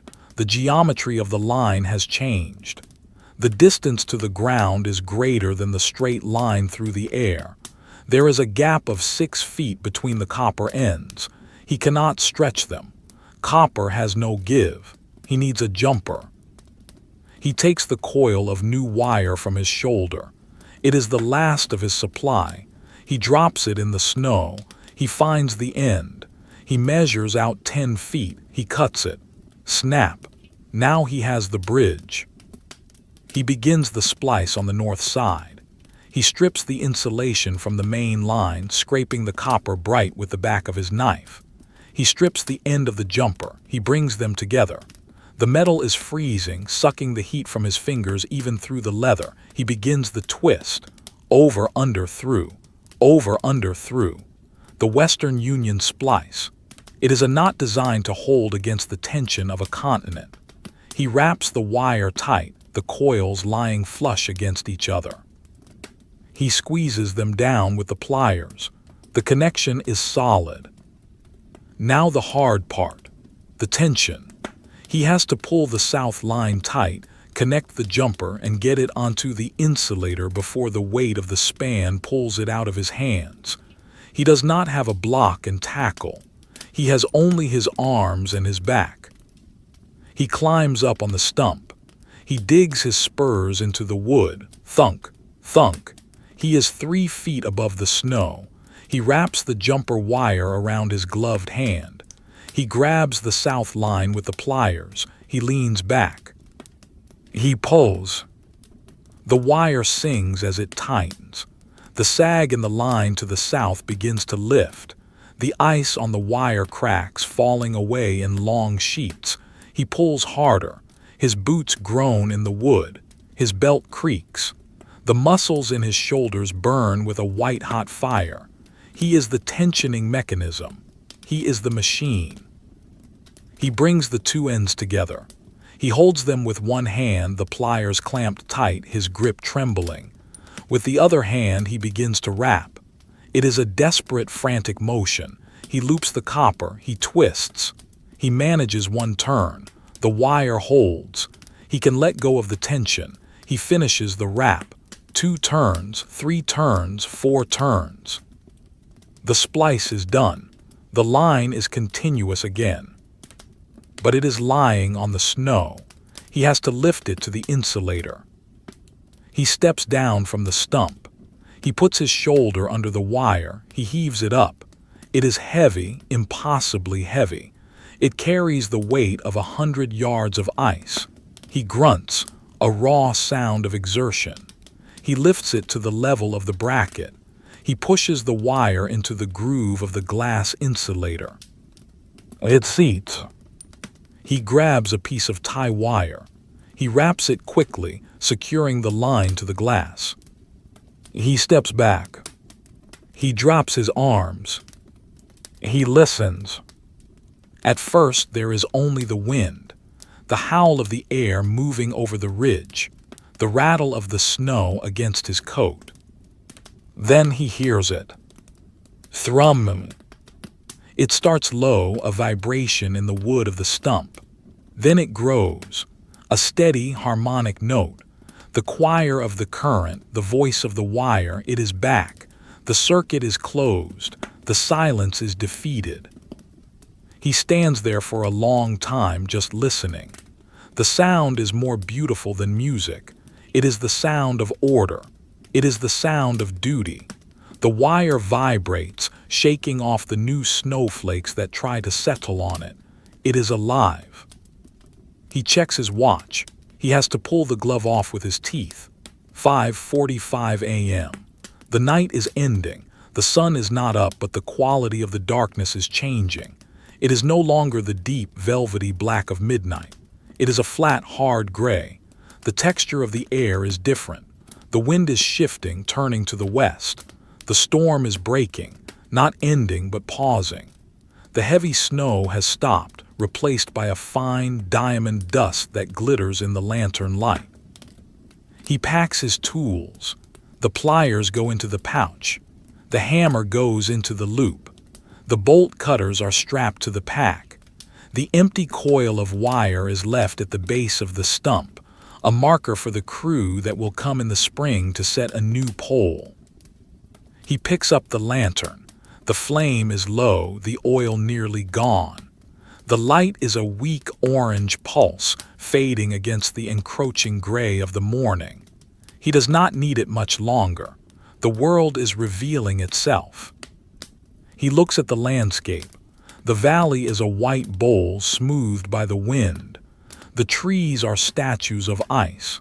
The telegraph line stretches out to the south, a black thread stitching the sky to the earth. It is straight. It is taut. It is perfect. He turns to the north. The cabin is miles away. He does not go back. The day is starting. The next station is 10 miles south. He has to keep moving. To stop now would be to stiffen, to let the fatigue claim him. He has to walk the warmth back into his legs. He takes a step, crunch. The sound is loud in the quiet morning. He takes another, crunch. He finds the rhythm, the slow, plodding cadence of the repairman. Left, right. He walks past the stump he fixed. He runs his gloved hand over the wood as he passes, a gesture of respect. Hold, he thinks. Hold the line. The stump does not answer. It stands silent, gripping the wire, a new sentry in the long chain. The cold is still there. It will always be there. It is the atmosphere of his life. But he is armored against it. He is insulated. He is the copper wire conducting the will to survive through the vacuum of the winter. He walks. The lantern flickers and dies. The oil is finished. He does not stop to light it again. He swings the cold metal carcass by the bale. The gray light of the pre-dawn is enough. It reveals the texture of the snow, the subtle variations in the white. It reveals the world as a drawing in silver point, etched with fine lines of frost. He feels a strange peace. The anxiety of the night is gone. The fear of the break is gone. There is only the walking, the simple, mechanical act of moving forward. He is not hungry. He is not thirsty. He is not tired. He is beyond those things. He is a state of motion. He looks up at the wire overhead. It cuts the sky in two. It is the horizon. It is the guide. As long as the wire is there, he is not lost. As long as the wire hums, he is not alone. The wind blows, drifting the fine snow across his path, filling his footprints as soon as he makes them. Behind him, the trail vanishes.